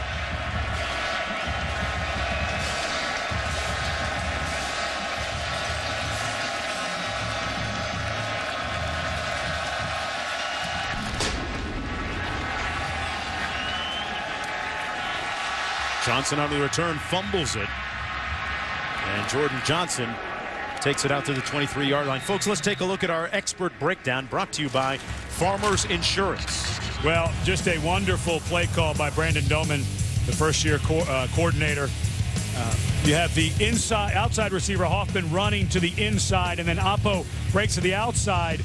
And there was just bad alignment by Texas. Phillips, if he's in man coverage, which is what that looked like as Vaccaro came down to the inside to cover Falslev, it became man coverage, and that was just a bad alignment by Phillips. Again, though, excellent play call. Heaps hands it off to DeLuigi. And he moves forward, gets about 4 yards, setting up a 2nd down and 6. Robinson making the stop for Texas. How badly does Texas need a big defensive play here early in the second half to turn the tide a little bit? Big.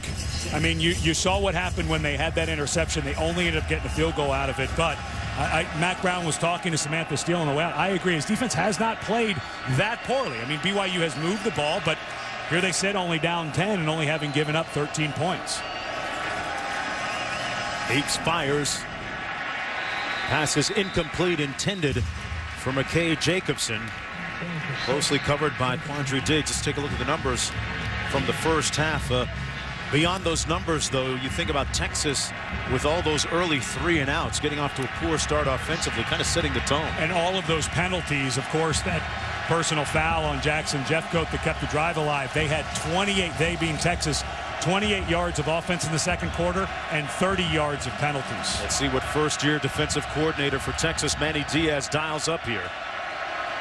That's to cause confusion on his side of the ball. Well, not too much confusion because the catch made. Gain of 1 by DeLuigi. Vaccaro making the stop, but short of the first down, so it's a win for Texas's defense here on the first possession. And they brought a blitz, and they were able to cover everything. And the reason you're able to do that is when you have a guy like Vaccaro. This guy is a really special player. They're able to do so much with him. That time they bring a blitz, he has to go out into coverage, and it was perfect coverage. Jackson Shipley standing on his own 30-yard line. The third punt of the day for Justin Tucker, pardon me, for Justin Sorensen. And the ball is going to be marked out of bounds right around the Texas 38-yard line as we go downstairs to Samantha. Yeah, guys, this Texas team is looking for some energy with such a young squad playing 18 freshmen. They need it now. The first half, the crowd was pretty silent with a couple of sporadic boos. One of the things Mac Brown's been saying on the sideline is we need a spark. They said in meetings yesterday, specifically Manny Diaz said, we need somebody to show up and be the guy. We don't have a world beater right now, and that's what we're looking for. And you don't see Mac Brown doing that very often. That time he's trying to get the crowd into it a little bit and his sidelines. That's not out of character, but he knows what his team needs right now. They're going to run it on first down. That's Malcolm Brown, the highly talented freshman, sets up about a 2nd down and 6. A lot of personnel coming in and out on every play. Sometimes a quarterback, and now David Ash comes into the ball game at QB. You know, I would normally say I wouldn't like this, that I'd want one quarterback in there. But I think with 2 young guys with 2 different skill sets, I think this is the right thing. I think they just need to be careful and make sure they're really clean with all of those personnel changes. DJ Monroe in motion, then sets. Takes the handoff. Monroe with the first down, gets to the edge, and DJ Monroe to the 32-yard line, chopped down finally by Corby Eason, but a big gain of 26 yards. Well, and David Ash decided he was going to run right alongside of him. This is a zone read play. He makes the right read, and I like that. You know what that did for him as he ran sideways with the running back? It let him read the play a little bit longer so that if he needed to pull it, he could. That was a pretty savvy move by a freshman. Fozzie Whitaker in the ballgame now at tailback. Ash still in.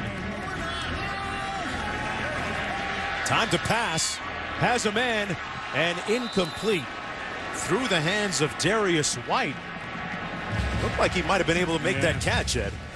White was the guy who, remember, fumbled on that one a little bit ago. That ball, normally you're going to get a little more air on it. That ball was thrown a little flat. These are little things that they'll work on, but I agree. White seemed to be able to get up and get his hands on it. Need to make that play. Case McCoy now in on 2nd down and 10.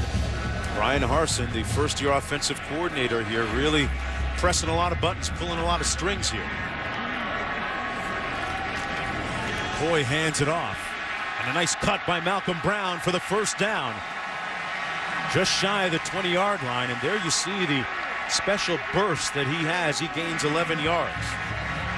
Much better blocking is why this play is successful. We saw earlier, look at the really nice double team on the nose guard.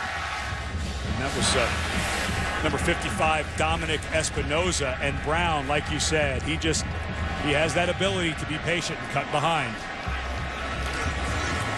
It's another chance here. Nice cutback by Brown inside the 15 to the 13. The son of military parents who are based in San Antonio. He picks up 7. And because of the closed practices during camp, a lot of people didn't know that Brown was suffering from a hamstring injury. He missed about 10 days of camp and was able to come back the week of Rice to practice and got in the second half. And you're starting to see why everyone is so excited about this young man here. Just seems to have that running back where he can just feel it and make it happen.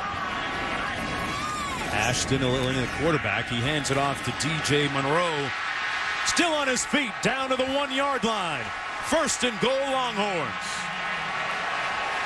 And they have come out with fire here in the second half. A pickup of 13. And Harsin goes back to the same play he ran a moment ago, but this time to the right.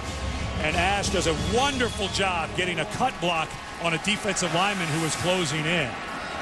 That's going to win you a lot of fans in the locker room and in film study when you do things like that. This combo quarterback package of Ash and McCoy moving the ball. McCoy in now under the center. Johnson, the deep back out of the offset eye. He's the hammer guy. Johnson, touchdown, Texas.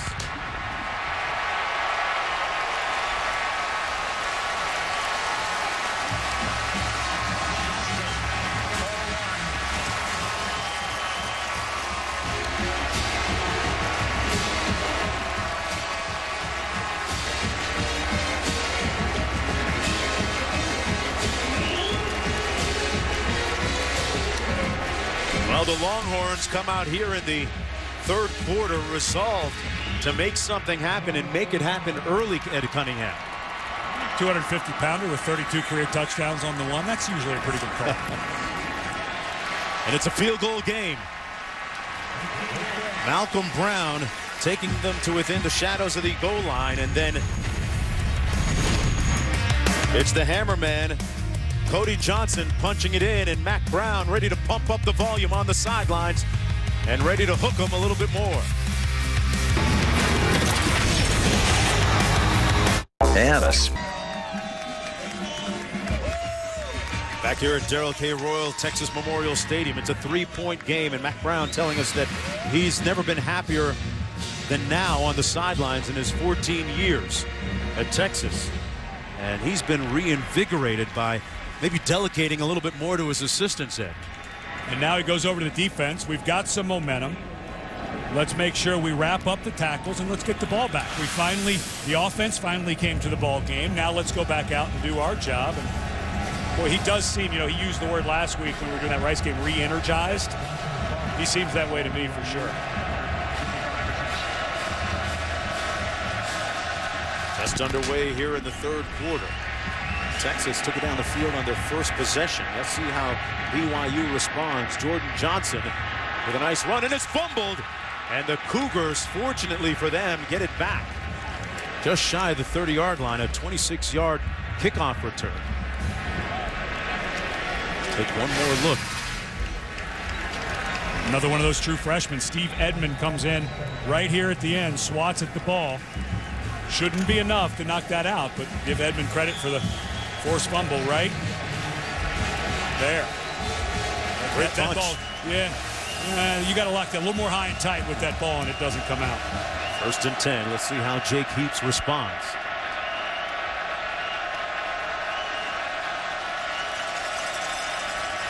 DeLuigi on the handoff, got a seam and got to the corner. Sets up a 2nd down and 2. Well, this week on Sunday Night Baseball, we remember September 11th, 10 years later. First at 7 Eastern, ESPN2 Baseball tonight will have live coverage of a pregame ceremony from Citi Field where many of New York's first responders and their families will be honored.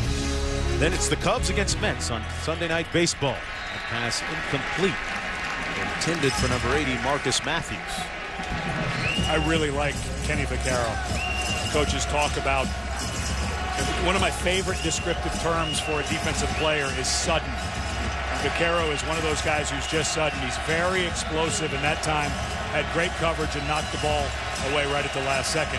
If I'm Texas, I'd be very leery of a draw play here. Have not seen a draw delayed. Let the defensive lineman come up, and I have a feeling Vaccaro getting a little tired. And Nelson comes in, which makes you think run play. Oh, and they're going to call the timeout. BYU a little disconcerted. And looking at a 3rd and 2 when we come back.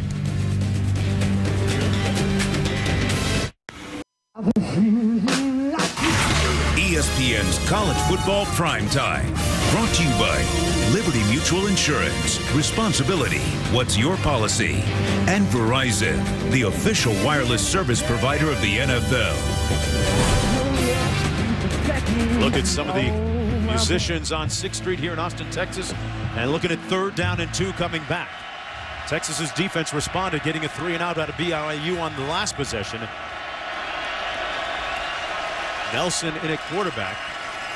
DeLuigi, and now he keeps it himself, and he lost the ball.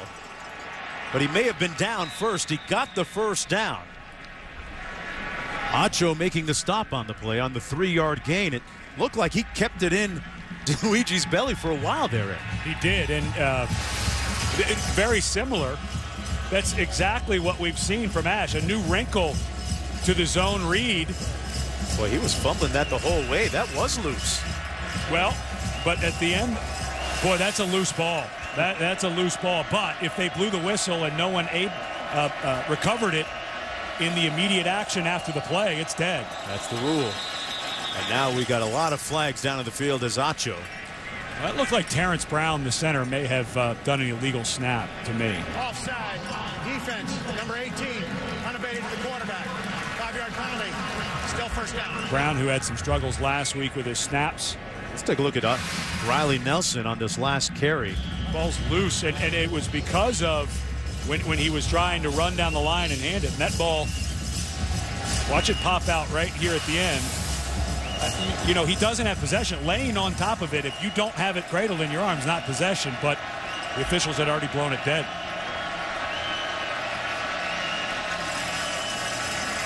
DeLuigi, boy, he's got some deceptive speed, and he gets another first down. Got a nice block by J.D. Falslev, the receiver, for an 8-yard gain. Falslev's block is why this play ends up picking up the yardage it does. Watch him go block, and DeLuigi comes and then bounces outside of that. Really well done. And back to the action, the pass complete. This time out of the backfield, DeLuigi shows you his versatility, rushing and receiving. Picks up 9 for a 2nd and short. As BYU goes through the season, defensive coordinators are going to pop in the tape and say, is DeLuigi hurt this week? He just does so much. You know, he's such a versatile. He's good in the backfield. Right there was a wonderful run, bouncing in, bouncing out. And we talked to Manny Diaz yesterday, and he said, that's a special player, and they're using him a bunch of different ways, and I see why. They line up out of the eye this time on 2nd and 1. DeLuigi with nowhere to go. Bottled up, and that's going to be a loss of yardage on the play. It'll be 3rd down coming up. Dorsey and Keenan Robinson there to make the stop for Texas. And for me, this is a place where young offensive coordinator, 3rd and 3. I think you may want to take the top off of one here. Maybe a play action and see if you can't get one of your tall receivers, Hoffman or Oppo, free on a post. Oppo is lined up to the bottom of your screen. To Heaps' right. BYU 5 of 10 on 3rd downs, and more movement again by Texas. And that's Jackson Jeffcoat, of course. He had that personal foul that kept the drive going at the end of the half there. Offside. Defense, number 85, unabated to the quarterback. 5-yard penalty. Yardage results in a first down.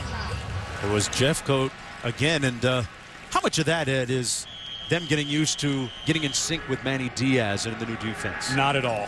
No? I mean, look at the ball. Okay. I mean, just thought I'd ask because that was obvious. Yeah, I mean, it's, you know, the personal foul, the jumping off sides. I don't care who's coaching you. I don't care if it's Buddy Ryan or Manny Diaz. You got to stay on sides. All right, 7th Texas penalty of the game. 1st and 10 for the Cougars. There's the play action out of the backfield. Elisa. And he's brought down by Acho. A 4-yard gain, 2nd and 6 coming up. BYU having a lot of success throwing to their backs out of the backfield. And I know we're a long way from this thing being over, but how many things are Texas coaches going to be able to point to and say, missed assignments on offense, penalties on offense, penalties on defense that have just allowed BYU to keep drives alive? Brian Correa, the lone back.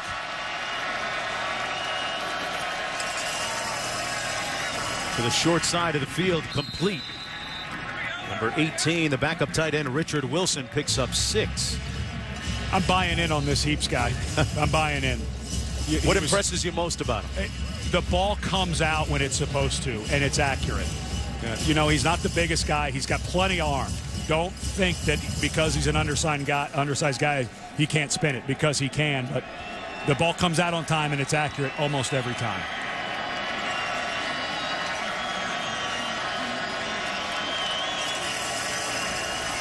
Luigi. Nice stop that time by Ashton Dorsey. Loss of a yard on the play. And getting back to Jake Heaps, you know, last season he became the first BYU freshman to start a bowl game at quarterback and was MVP of the New Mexico Bowl. And he feels like he's got an even better grasp of the offense this year. He had, you know, his quarterback coach last year, Brandon Doman, who's been there 7 years. So you have that relationship, and Doman going to a little more play action, a little more run, trying to get some easy throws for his quarterback.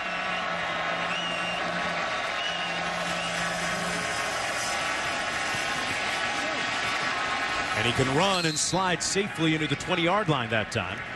Picks up about 2. So it'll be 3rd down coming up. They have mixed it up well in the run and pass game. And Brandon Doman, the offensive coordinator, seems to have a pretty good handle on stuff this week. The 11th play of the drive coming up. A defining point perhaps for Texas's defense here.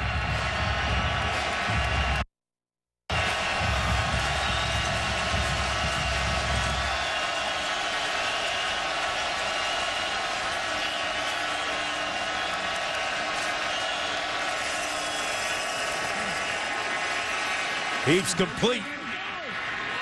And a good tackle at the 16-yard line by Bindum. A gain of 6. It'll be short as Correa makes the catch on the play. Texas defense hanging in there. There was great coverage. They had that bunch receiver set to the right.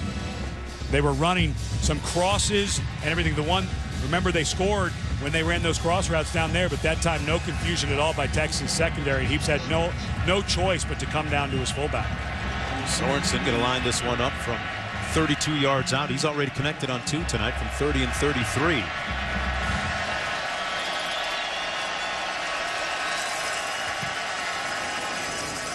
And he is true once again. 3 for 3 on the night, and BYU held to a field goal with a 6-point lead when we come back. Sunday night, baby.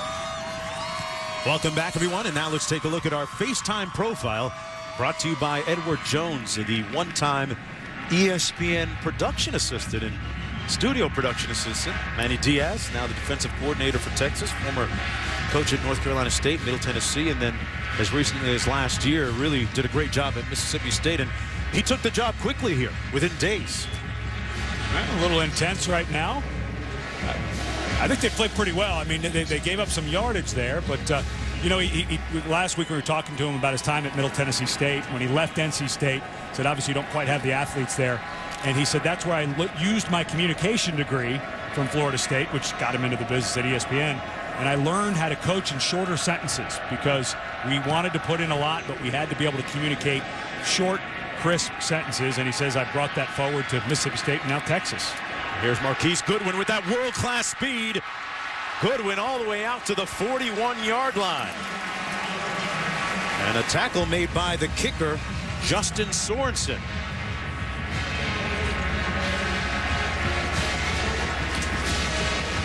Goodwin, who just came back Monday, was going to redshirt this year, getting ready for the Olympics next summer in London. He won in July. He won the U.S.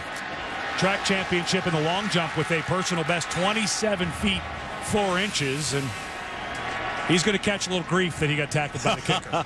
Promise you that. Case McCoy in at quarterback. Rotating quarterbacks between David Ash and Case McCoy. Little fly sweep to Goodwin, trying to get to the edge.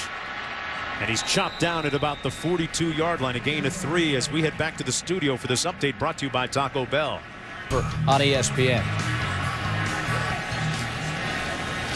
Right back here, Ash, and a quarterback, keeps it on the decide option, and a first down run. Boy, this Texas offense looks totally different in the third quarter. A pickup of 14, Ed.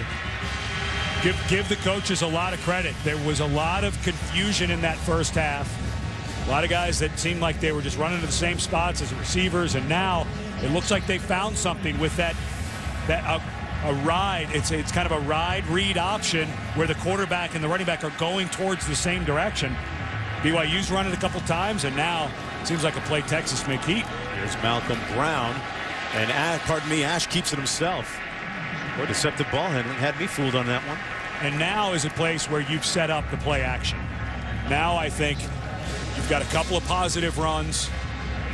You leave Ash in there. You don't bring Case McCoy. To me, this feels like one. The young man has a really good arm. I think this is one where wouldn't be surprised if Harsin dials up the play action and tries a long one to either Mike Davis or maybe Jackson Shipley. Davis had a couple of 50-yard plus catches last week in the win against Rice. I've yet to hear from him tonight. Ash keeps it himself and picks up about 2. Under 3 minutes to play here in the third quarter. Texas down by 6. A team that last year went 5-7. Remember, hey, 2 years ago they played in the national championship game, and Mac Brown even admitted to us last week when we were here that he didn't see the 5-7 coming. But they have retooled themselves on the field and on the sidelines, brick by brick. That's their mantra this year. 3rd and 4. Whitaker with the fake, and Ash keeps it himself. That's going to be short of the first down. Now, what do? You're in a good part of the field. Do you consider going for it? Yes, you do. I think you're right at the number. Ash should have pitched that ball. I think they easily pick it up. He got a little greedy there, but I do think, and now you bring in Case McCoy. To me, I think McCoy's a good enough athlete. I think move him out of the pocket towards the receiver side. Give him 2 or 3 options layered to the side that he's rolling, because he has the ability to pull it down and pick up the first down. I think this is the right call. McCoy out of the shotgun on 4th and 4.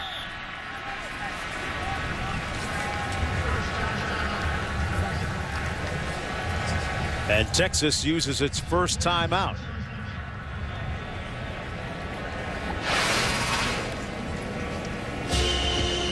Mac Brown didn't see what he wanted to see out there, perhaps, and signaled for the timeout. You know, we talked about last year the 5-7, and coming off of that deflating loss in the championship game, losing their starting quarterback early in the game. Series, the first series, and bigger than that, and bigger in life, bigger than that, Mac Brown losing his mother 23 days after losing to Alabama, and that really kind of set things tumbling in the wrong direction before they were able to corral it again. Give him all the credit in the world, though. Very loyal guy. Had to make some tough decisions. Some of the coaches that were changed were ready for retirement. They've been around for a long time. I think too much was made that, oh, he fired. No, that's not what happened. There was a lot of guys that were ready to ride off into the sunset and be retired, but give him a lot of credit. He went out. And of course, you're at a place where you can get top-notch coaches, but I think these coaches were really good hires. 4th and 4. McCoy's going to pass. Nobody open. And he finds his receiver. Grant close to the first down, and he'll get it. A 5-yard gain, and Case McCoy perhaps with the game's defining moment so far. And watch Grant here. He's going to work in and then work out when there is pressure. This is just a really good job. It's not open, but Grant stays alive. You mirror your quarterback. If you're the short guy, one guy goes long, another guy mirrors. Give DJ Grant a lot of credit for staying alive, and McCoy did a nice job to get outside the pocket. Ash back in the ball game. They set up the screen. Whitaker had a blocker in front of him. Breaks a tackle. And Fozzie Whitaker with a nice gain of about 9. It'll be second and short. And that was Spencer Hadley on the tackle there. If he doesn't make that tackle, Hadley in for the injured Brandon Ogletree. Suffered a slight concussion last week. Unfortunately for Ogletree, he's from Texas, not able to play today. But if he doesn't make that tackle, I'm not so sure that Whitaker's not celebrating 6 points right now. A direct snap perhaps here for Fozzie Whitaker. He's going to take the snap. Keeps it himself. And not much going on. Maybe got a yard, but just enough for the first down. Very clean so far offensively for Texas. They seem a lot more confident. They do. It just seems they seem calmer. The personnel going in and out. You know, it's something that Mac Brown talked about. He's been amazed at how well these, especially they have so many young players at receiver and running back, how well Brian Harson's been able, and his entire staff, Major Applewhite, all of them, been able to get these personnel groupings in and out. Didn't look good in the first half, looked really smooth in the second. Case McCoy under the center at quarterback, hands it off to Malcolm Brown. And Brown tripped up for a loss on the play. Ronnie Fanupo makes the stop. Those guys up front working hard for BYU. Funga, Rowley, and Manu Maleuna. And that's Van Gupo, the transfer from USC, a guy who was dominant through fall camp. A senior, just became eligible. And looks like he maybe just got the wind knocked out of him. For those 300-pounders, you can lose a few pounds during a 90-degree day, hot Texas night like this. 3 quarters in the books. Texas threatening, trying to make a comeback. Back with the 4th period after this.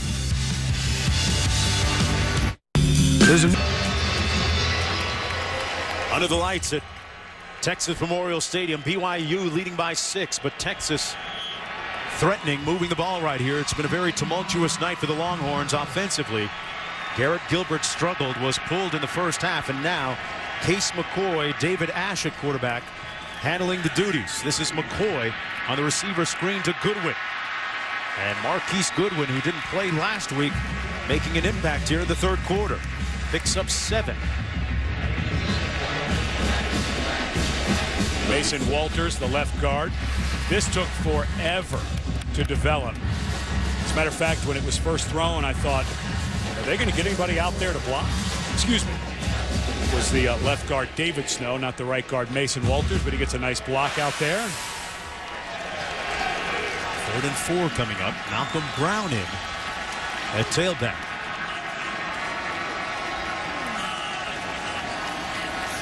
Brown gets the call. Going to be close, but not quite enough for the first down. Pendleton making the stop. They went for it on 4th down last time. Here early in the 4th quarter, you thinking field goal? The way your defense is playing, I think you can kick the field goal. But I don't. It looks like they're going to go for. Well, no. Yeah, they're going to go for it. They brought their big people in, but I don't mind this call. But don't get fancy. Do not try to do something where there's misdirection or anything like that. Just get on an edge and get your big bodies pushing forward. Well, one of those big bodies, Cody Johnson in at tailback out of the offset eye. They run the ISO lead. Oh, he was met, and I'm not sure that he got there. Let's look at the spot. Boy, he sure didn't. I don't think he made it.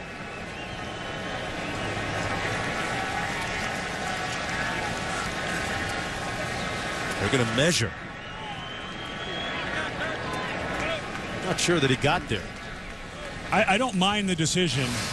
I don't mind the call. This is just BYU. They were ready for it. That was just a wonderful job of the defense for BYU not sitting and catching. They were playing. You hear all the time about linebackers playing downhill. That was linebackers running right at the line of scrimmage. They knew what was coming with Cody Johnson in there. But this is going to come up short. Sure is, by that much. And BYU's defense with a statement play. But remember, Mac Brown, his defense is playing pretty well. They've only given up 16 points. I know they've given up some chunk yards, but now it's a little bit of a field position as well. Yeah, you want those 3 points. But again, I don't disagree with this. I think now what you need your crowd to get into the game. If you're Texas, obviously. Well, it's easy to say that it wasn't a good call or a good play after you don't make it, but Mac Brown perhaps trying to inspire a little confidence in his team. And now let's see how BYU can answer this. If BYU can get a drive, get down, get a score, eat some of this clock, I think they could take the wind almost completely out of Texas sails. From their own 13, DeLuigi just got back to the line of scrimmage. Well, Texas's defense making a play, and Monday Night Football returning to ESPN September 12th. 2 games. First at 7, Tom Brady and the Patriots taking on the Miami Dolphins. And Brandon Marshall. Then at 10:15, it's Darren McFadden leading the Raiders against Kyle Orton and the Broncos. Monday Night Football on ESPN September the 12th. Wonder how much we'll see Tim Tebow this year. That's another discussion. Excuse me. 2nd and 9. Play fake. Tipped up. And incomplete. It'll be 3rd and long coming up. And Jordan Hicks got a hand on that ball for the Longhorns. Wonderful job by Hicks. Was lined up over to the left side. Came over. Heaps never saw him because he was lined up to Heaps' right. All the way over. Almost on his right tackle. Came across the formation and knocked that ball up. And now, if you're BYU, don't get conservative on this call. Ball almost intercepted. Don't get conservative on this call. I think you have to have at least 2 of your receivers beyond the sticks to give Heaps a chance to pick up this first down. Got to get beyond the 23. They run a little misdirection running play, DeLuigi, and he's going to come up way short. So Texas's defense wins a little field position for the Crew as Nolan Brewster and Blake Gideon make the play. Yeah, I think you got to put that I think you got to let Heaps make that throw. I think you've got to let your quarterback, especially a guy that looks like he's developing into a special player, make that throw. And now Texas, even though they didn't pick up the first down, they get a 3 and out. So again, good decision by Mac Brown to let his offense try to go for it, even though they didn't make it. Jackson Shipley standing at his 45-yard line. A line drive punt and a fair catch called. Shipley out of bounds at the 48-yard line. A 33-yard punt, nothing on the return. 12:04 to go here in Austin. Mac Brown trying to get the troops geeked up.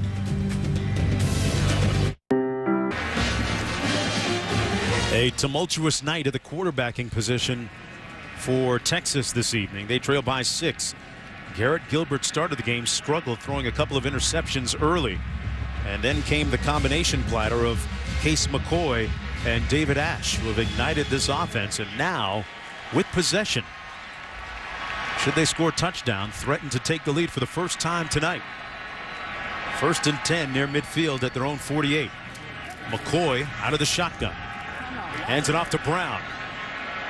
And Brown moves the pile right to the 50-yard line. Got about 3, setting up 2nd down and 7. Now, we saw the graphic, Ed. The adage says if you have 3 quarterbacks, you really don't have any. Agree or disagree? They're trying to find a guy right now. Okay. You know, Garrett Gilbert looked pretty good last week, albeit against the Rice team that's, I think, going to be very good and win their share of games. But this is a different defense that he's playing against. And the coaches knew that coming in, and he got a little bit in his head. So you've got to think going into next week, it's going to be an open competition one more time, just like in camp. McCoy into traffic and caught by Shipley.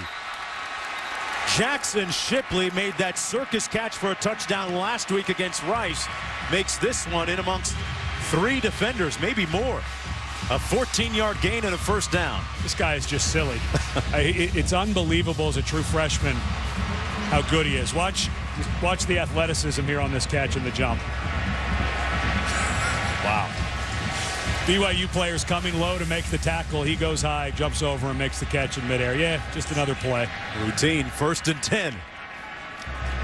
On the fly sweep, here he is again into the boundary and run out of bounds. You know, we had a chance to speak with his brother, Jordan Shipley, last week. Samantha Steele did down on the sidelines, and he was working out with his brother a lot here in Austin, Texas. And Mac Brown telling us old stories about how, as a kid, he used to cardboard his way down the hill, and they used to say, hey, could you watch him? He's going to hurt himself.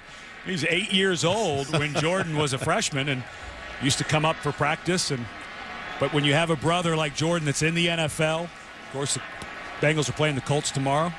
Or excuse me, the Browns and Colt McCoy. There's McCoy, and overshoots his receiver, Mike Davis. Seemed to be a little bit of miscommunication on that one. Of course, their fathers were roommates in college, so they've known each other. The McCoy and Shipley families have known each other for a very long time. But Shipley, a young man who's worked very hard. He's got immense athletic ability. He's very fast. He's got very good hands. He's quick in space. But he also has a wonderful feel for the game, and that just comes from growing up in the game, having a brother that you're out playing catch. And it's not just regular catch. They're actually running routes with purpose. 3rd and long. Got to get to the 25. Into traffic and caught again. The magic act continues by Jackson Shipley. Now, a few years ago, you had Jordan and Colt. These fans starting to think, is this McCoy Shipley #2? And with catches like that in traffic with a safety about to hit you,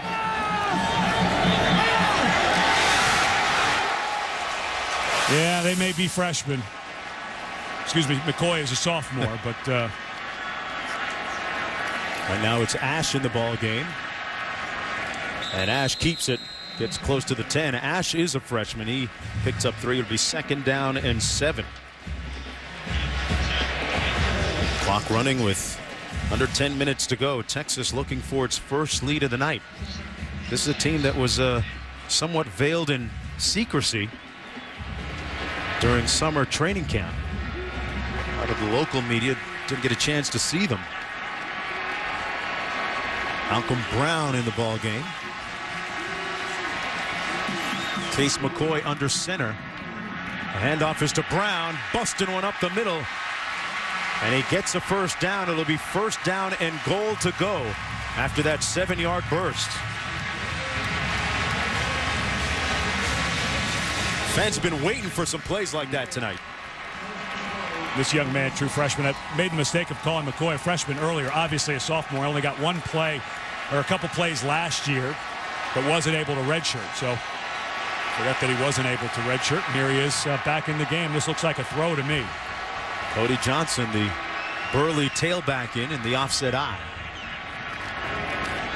He gets the call. Johnson, hammer time, touchdown. Longhorns with the lead. The extra point to come.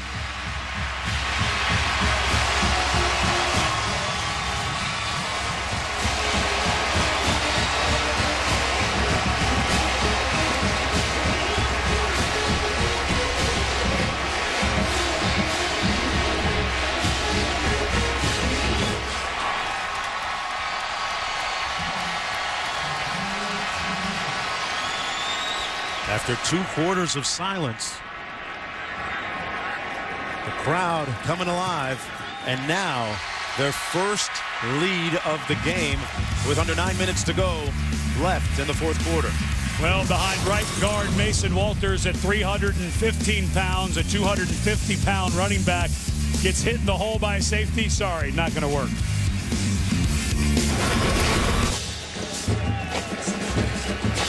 Cody Johnson with a touchdown run a few moments ago to give the Longhorns their first lead of the night. And, you know, Mac Brown says, hey, I'm back to doing things with the kids right now and comfortable and not concerned with how documented my life is. And that exuberance and really showing on the sidelines. He's got to be so happy about this. Is a ball game, I think, that they're learning a ton, not just about their players, but about the coaches that he hired as well. Because that first half could have become disastrous. The defense hangs them in there, gives up field goals instead of touchdowns after long drives, and now the offense looks like a completely different unit with McCoy and Ash rotating at quarterback. From the goal line, Hoffman.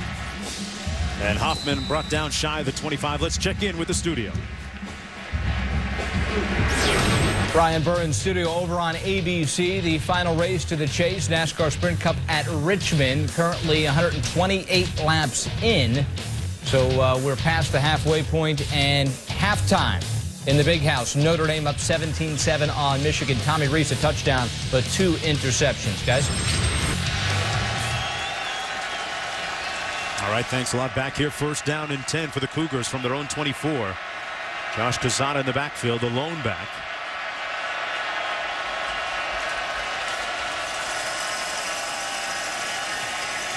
Play fake and under heat, incomplete. Good pressure by the guys up front from the Longhorns. It'll be second down and 10. Let's go down to Samantha. What's the vibe by BYU, Sam?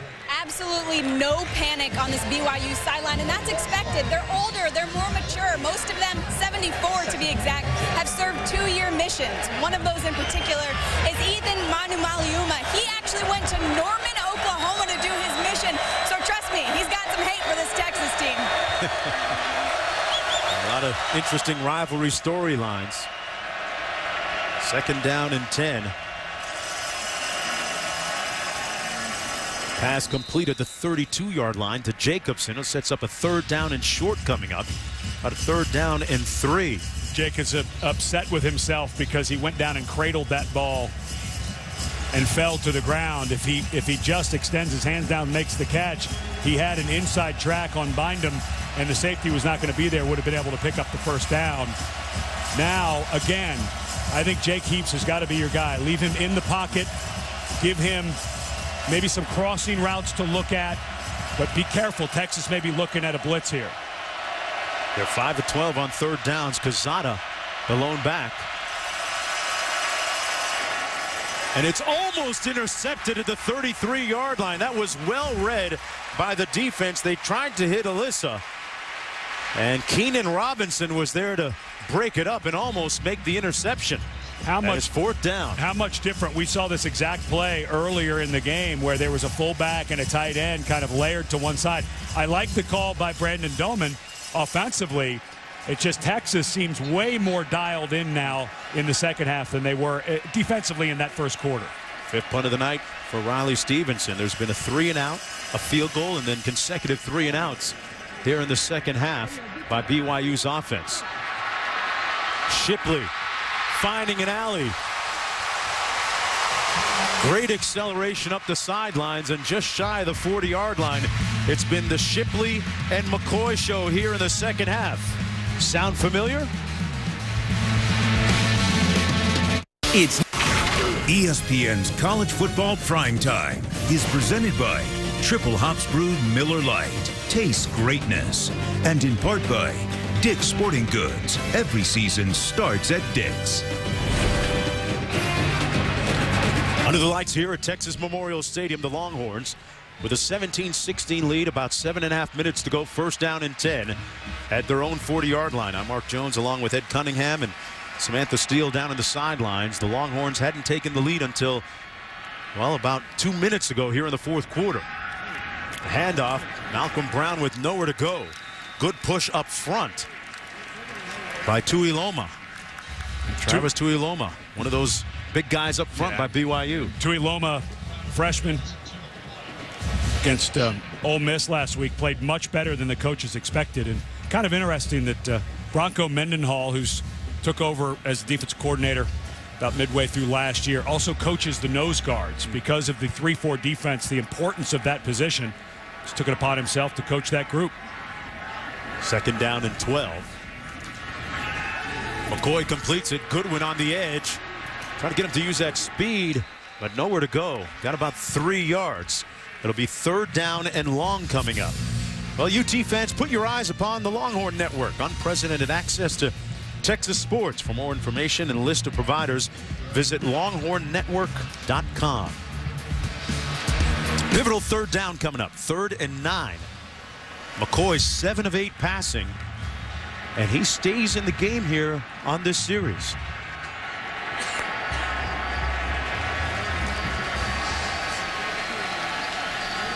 Davis to the bottom of the screen. McCoy delivers. And it's incomplete. And a flag throw now, a late one, intended for Darius White. Preston Hadley was defending on the play. I think they may. Yeah, I think they're going to get illegal touching on Darius White. I believe he went out of bounds and was had not established himself by the time he came in. You can see the side judge with no hat, which means he threw his hat down to indicate that White was out of bounds. Offense number 4 voluntarily went out of bounds, came back in bounds, and was the first to touch the ball. Penalty enforced at the previous spot. Lost it down. 4th down. So what that means is when the receiver goes out of bounds by not force from a defender, which White does right there, even though White comes back in and establishes himself barely in the field of play, you can't be the first to touch it. Now, if the defender pushes you out and then you come back in and establish yourself, then you can be the first to touch it, but not in that case. Oh, great explanation. We had that happen with Jackson Shipley last week. Fair catch called at the 20. A 39-yard punt, nothing on the return. 6:03 to go. Does Jake Heaps have any answers for the Cougars offense? Survival's all ball. Starting from their own 20-yard line, they've had 3 3-and-outs and a field goal here in the second half. The offense sputtering. Heaps complete and tackled immediately by Adrian Phillips as J.D. Falslev. Phillips in a group of 3 cornerbacks with Bindum and Quandre Diggs, young guys who are asked a lot in this defense. Manny Diaz said we ask more of our corners than most schools, but these young men have good work ethic. They're very in tune, and that time a good read by Phillips on the flat route. 2nd and long.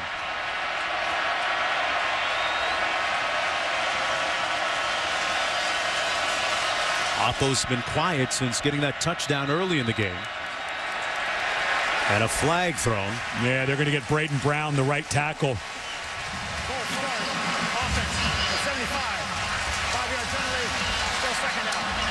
That's a 2nd BYU penalty of the night. How opposite are these two halves? Yeah, different game. Yeah, I mean, it's BYU is doing a lot of the things that Texas was doing in the first half, and Texas, just the other way, is playing lights out defensively now. 2nd and 16.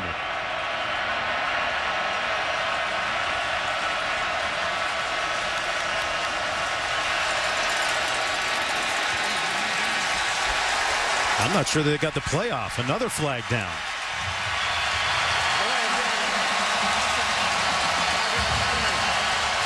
Boy, Cougars imploding here.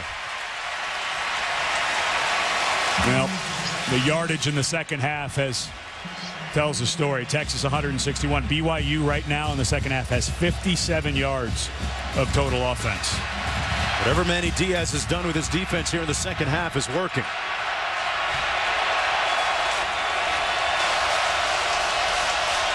Falslev in motion to the top of your screen. Heaps underneath, completes it to Cody Hoffman. Picks up about 5. It'll be 3rd down and about 16 to go. Keenan Robinson making the stop on the play. You get the feeling that this clock is, if they don't pick up this first down and you're BYU, it's not going to take much for Texas offensively to start getting that thing down towards zeros. This isn't the whole game, but this is a big 3rd down, and unfortunately because of the penalties, it's 3rd and a mile. We have not seen a really long throw. I think you have to let Heaps let one go here on a post. Works out of the shotgun. takes a shot up top. And it's picked off at the 40-yard line by Diggs.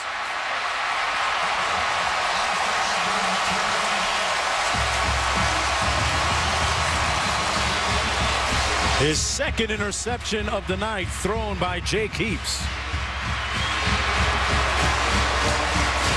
There's Brandon Doman over there talking to Heaps.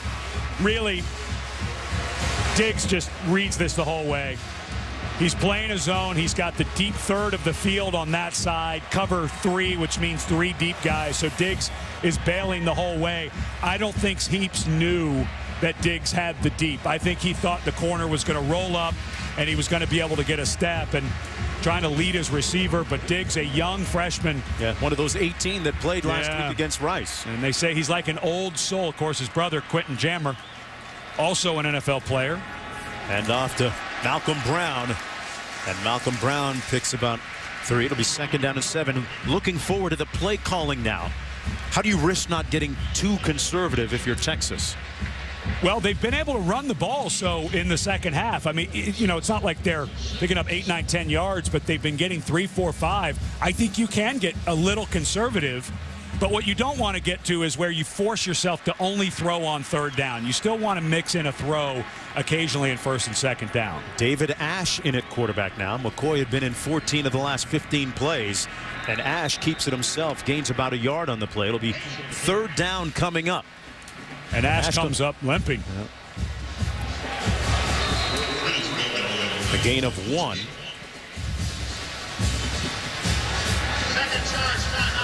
That's going to be a timeout called. BYU with 1 remaining now. I like the call. This is the drive. This is absolutely the drive. You're getting to a place where Texas is going to be able to run out the clock if they pick up a 1st down. And so BYU use the timeout here. Allow your bigger bodies to get some rest. I think that's a very good strategic move. And now for Texas, you're 3rd and long. Yeah. I think Case McCoy has to come in.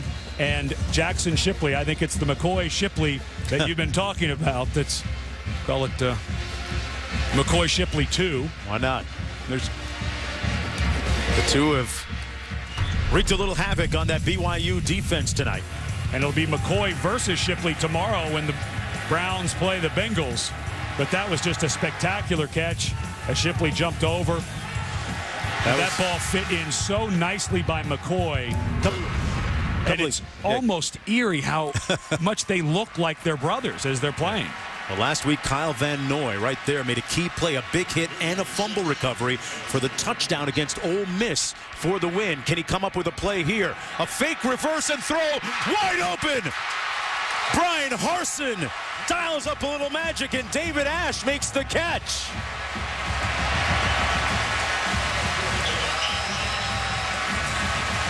He brought it from Boise State down to the Lone Star State. A pickup of 23. Well, and it was last week that John Harris, threw one to Shipley. This time it's Shipley throwing one to the quarterback, and Texas very close to being able to run out the clock now without picking up another 1st down. I'm not quite sure they can. Ash keeps him and gets rocked back at the 34-yard line. BYU with just 1 timeout remaining. Sampson with the big hit on Ash. I think you wait to take that timeout. I think you wait till 2nd down, because if Texas picks up the 1st, it's gone. They can use it here. But I think what BYU is saying, they're looking at that chart. The chart saying how many plays it takes and what you're going to run off the clock. Now they're out of timeout. So I understand why Mendenhall took it here.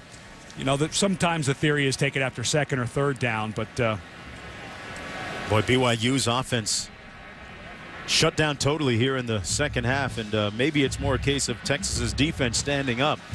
But in the second half, Case McCoy and David Ash and Brian Harsin pressing the right buttons from up top. I think BYU got a little conservative in the second half, though. You know, they had a couple of 3rd and longs where they ran delay draws, and it felt to me like they should have put a little bit more on their quarterback. But when they did, nothing was open. So, you know, it's easy to say that, but the way that Texas has played in this second half on both sides with the quarterback rotation and Switching out Garrett Gilbert for McCoy. Case McCoy in the ball game right now under the center.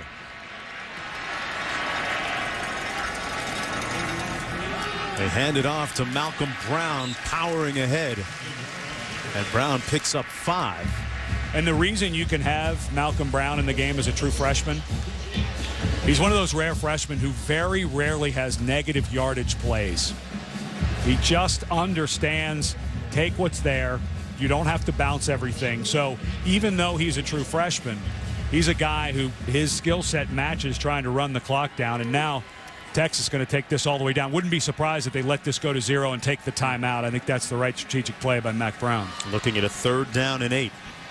Case McCoy, the sophomore, in at quarterback. Getting a little dap from Jackson Shipley, and a lot of smiles there behind head coach Mack Brown. And as you said, Ed, takes the timeout. Now, here's the question. This is a throwing down, 3rd and long. So if you throw it and it's incomplete, you're really helping BYU. There's too much time on the clock if this is an incomplete pass. I think you have to run the ball here. I think you're going to see some type of maybe not a reverse or something. I think you're going to see something tricky from Harsin here, but they're absolutely going to keep it on the ground. So now if you're BYU and you know that, get your safeties down. Get everybody down. I just don't think Texas is going to risk a throw here. So I think for BYU, you can then say, we're not really worried about it. Let's scoot our safeties down and let's get this run stopped, because once that's over, 40-second play clock, kick the field goal, you're going to be inside probably 30-40 seconds at up 4. But he was the guy, Brian Harsin, that had that Statue of Liberty fake reverse at Boise State against Oklahoma with the marriage proposal on the sideline. Remember? He didn't call the marriage proposal. Okay. Yeah. 3rd and 8. Yeah, but I think this ball stays on the ground. I just think there's going to be some type of well, you know, they're going to go Shipley, or excuse me, Case McCoy with a bunch receiver set. Look for a misdirection here. Brown in the backfield.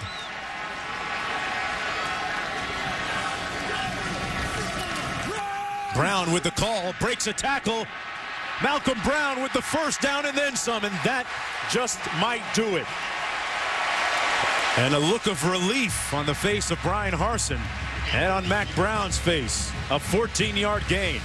And this is something that Texas has wanted to do for the last 2 years, is have a running game at the end of the game that they could rely on.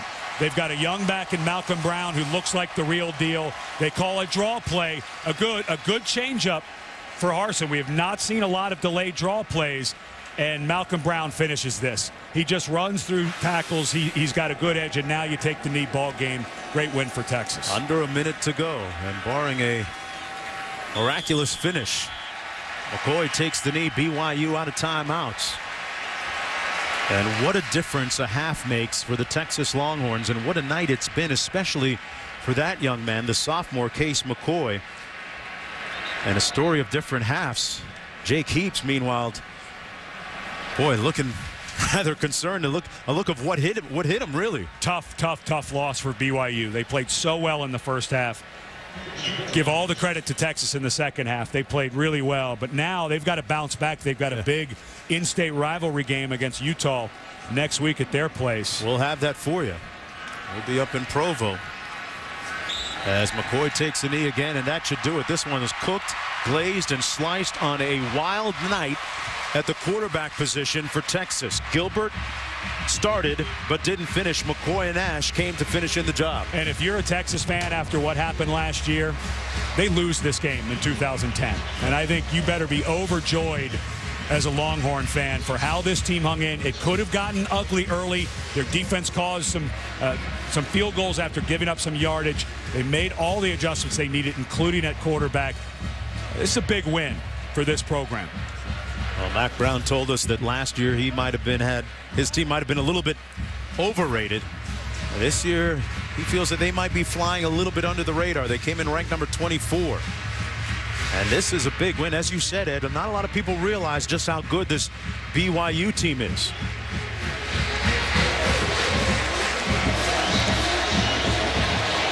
Let's go downstairs to cement the steel with Coach Mack Brown. Coach, the first things first, I haven't been around long, but you were incredibly demonstrative and energetic on the sideline tonight. What's gotten into to you? Trying to win some games, Sam. I didn't like last year. First, Coach, at what point in the game did you realize we're going to make a change here? Well, we weren't worried about change. We were trying to move the ball and make things work. And what I thought our coaches and the players did tonight, they gave up their individualism, and they fought to make this work. What a hard-fought game. Give credit to Bronco and Brigham Young. Same thing that happened to them at Ole Miss. They fight you and scrape and claw, and it was just a great college football game. Show that they can finish early on in their careers. You've got freshmen that are leading the team right now. Are you prepared to have freshmen lead you the rest of the way? I think I'm getting older, Sam, but what they did tonight, we were in this position, 13-3 with UCLA last year. We didn't finish the second half. Tonight, we were in the same position, and it was a different football team, a different attitude. Now we got to enjoy tonight and get ready for a good UCLA team at the Rose Bowl. All right, they'll be ready for you, I'm sure. Yes, thanks, Go Sam. enjoy this one. Thanks, Coach. Short time to celebrate this one, and then looking ahead already to UCLA next week. Our final score, once again, Texas winning it 17-16. Coming up next on ESPN2, College Football Scoreboard. Mac Brown exhilarated after that comeback victory. Fred Cunningham and our entire ESPN crew, I'm Mark Jones, saying good night from Austin, Texas. There's been a presentation of ESPN. For more, log on to ESPN.com. Let's send you to the studio. Cowboys look mighty good, but all they've heard about and all their quarterback Tony Romo has heard about ever since, blowing the 14-point lead and the two big turnovers in the fourth quarter. Yeah, the Cowboys always have high expectation, whoever plays quarterback for them. But Tony Romo's at a tipping point, not only in the season, but in his career. Now, he's got a couple things going for him. His head coach, Jason Garrett, played in this league for 9 years. He can be an asset for him. He also has a very gifted receiving corps, although they're without Des Bryant today. But they're going to need Tony Romo to play well if they're going to get a road win here today. Meanwhile, here in San Francisco, tempered enthusiasm, if you will, and why not? They're very excited to have Jim Harbaugh make the move from Stanford to become the head coach here with the 49ers. Well, Jim Harbaugh was brought in to renovate a much stagnant 49er offense, and it's been that way for years. He, too, has made a decision at quarterback with Alex Smith. Now, Alex Smith, like Tony Romo, has the faith of his head coach, who has 16 years of playing in this league. Another asset for him. He has a gifted group of receivers as well, although they're without Michael Crabtree today. He also has what I think is one of barely survives holding Toledo by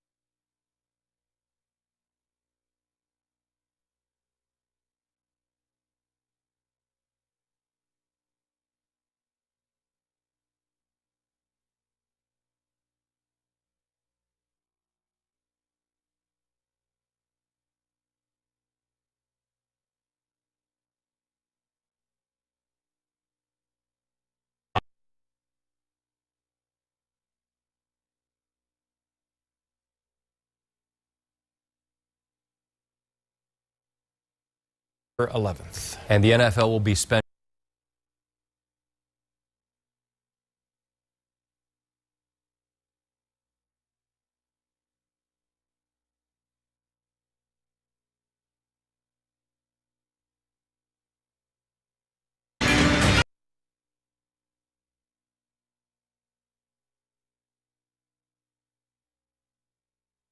It's hard to believe it's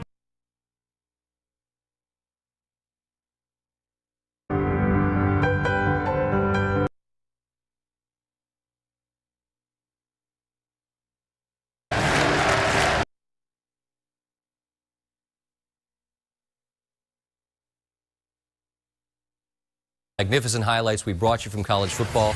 Before those games began, we remembered.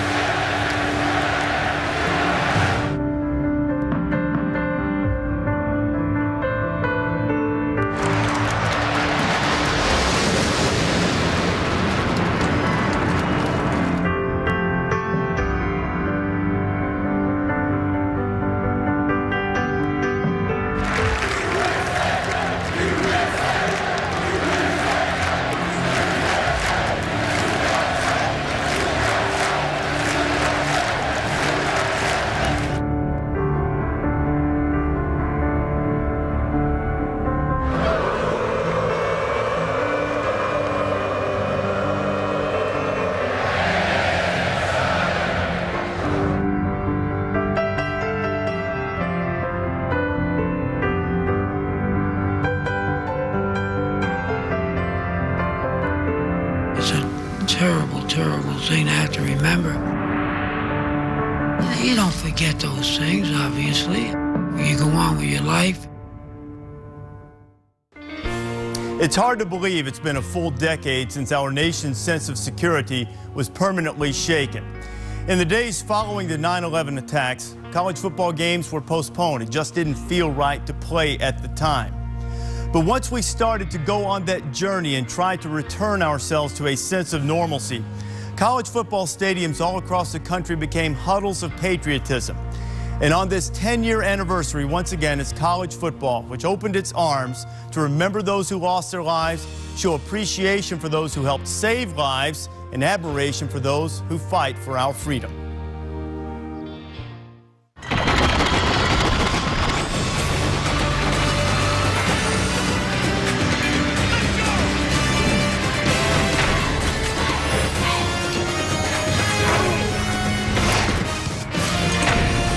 College Football Final is presented by AT&T. You remember that off season when all this stuff happened that we got tired of hearing about? We put up with it because of days like this and nights like this when in the big house. Reese Davis, Lou Holtz, Mark May with the College Football Finals rolling. Throwback uniforms for both the Wolverines and the Fighting Irish. And Denard Robinson. He had 502 yards. Michigan only had 532 yards against Notre Dame last year. He was dominant. Robinson, this is when he's at its best. Down 24-7, finds Junior Hemingway, and he says farewell to the arms of the DBs. Hemingway goes all the way down to the Notre Dame 677 yards later in the drive. Stephen Hopkins. Look at that. It bounces free. Guess who gets it, Mayday? Denard Robinson picks it up and takes it in for the score. Look at this bounce. Sometimes you're just living right, Luke. Well, some things are meant to be, but that's also being very alert. Let's give him credit. Is that a Les Miles-esque bounce? Well, Les is a Michigan man. Maybe that's where he learned it. Next Michigan drive. Robinson up for grabs. Jeremy Gallen makes the catch, and all of a sudden from 24-7 early in the fourth, it's 24-21. But Tommy Reese, who had a great day, threw for over 300 yards, lost the grip on the ball. It's a fumble, Lou. This was devastating there. It just slipped out of his hand. He's getting ready to ace the game. But they could not. In 24-21, under 5 minutes to go, Robinson throwing. You know who it is. That's not for whom the ball tolls. It's Hemingway making the catch and tack on 15 to the 45-yard gain for roughing the passer. Next play, just throwing it up for grabs. This was not a good decision by Robinson, picked off by Notre Dame. No, not at all. But it had some success throwing the ball up. It wasn't meant to be. Irish went 3 and out. Robinson, a throwback screen. Terrific job rolling right, screening left, great blocking down there, but an outstanding job of executing this screen by the Michigan offense. Michigan takes the lead, 28-24. Shaw goes in. Tommy Reese trying to run the 1-minute drill. And Michael Floyd, they grabbed him twice. Pass interference on Michigan, first down. 36 seconds to go. Reese looking for Theo Reddick, and he'll find him. What happened to him? Well, what happened is they looked like they sent 4 people deep, and Michigan got caught in trying to rotate to 3 deep. The guy right down the hash was wide open. 23 seconds to go, 80 yards for Denard Robinson, and bust. Gallen running wide open.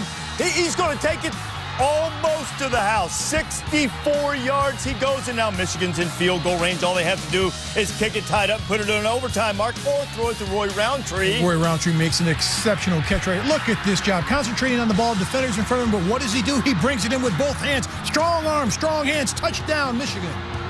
There was a flag on the play. It was pass interference on Notre Dame. They reviewed it. It stood. Old Shoelace only completed 11 passes. Good for 338 yards, 4 touchdowns. He was picked off 3 times. Rushed for over 100 yards. And Michigan in the throwback uniform. Somewhere Bob Ufer is blowing that air horn. One of the greatest finishes in the history of the game, and certainly in the history of this rivalry. 35-31. Wolverines start 2-0 in the Brady Hoke era. Notre Dame a second straight heartbreak, but what a remarkable night for the men in maize and blue.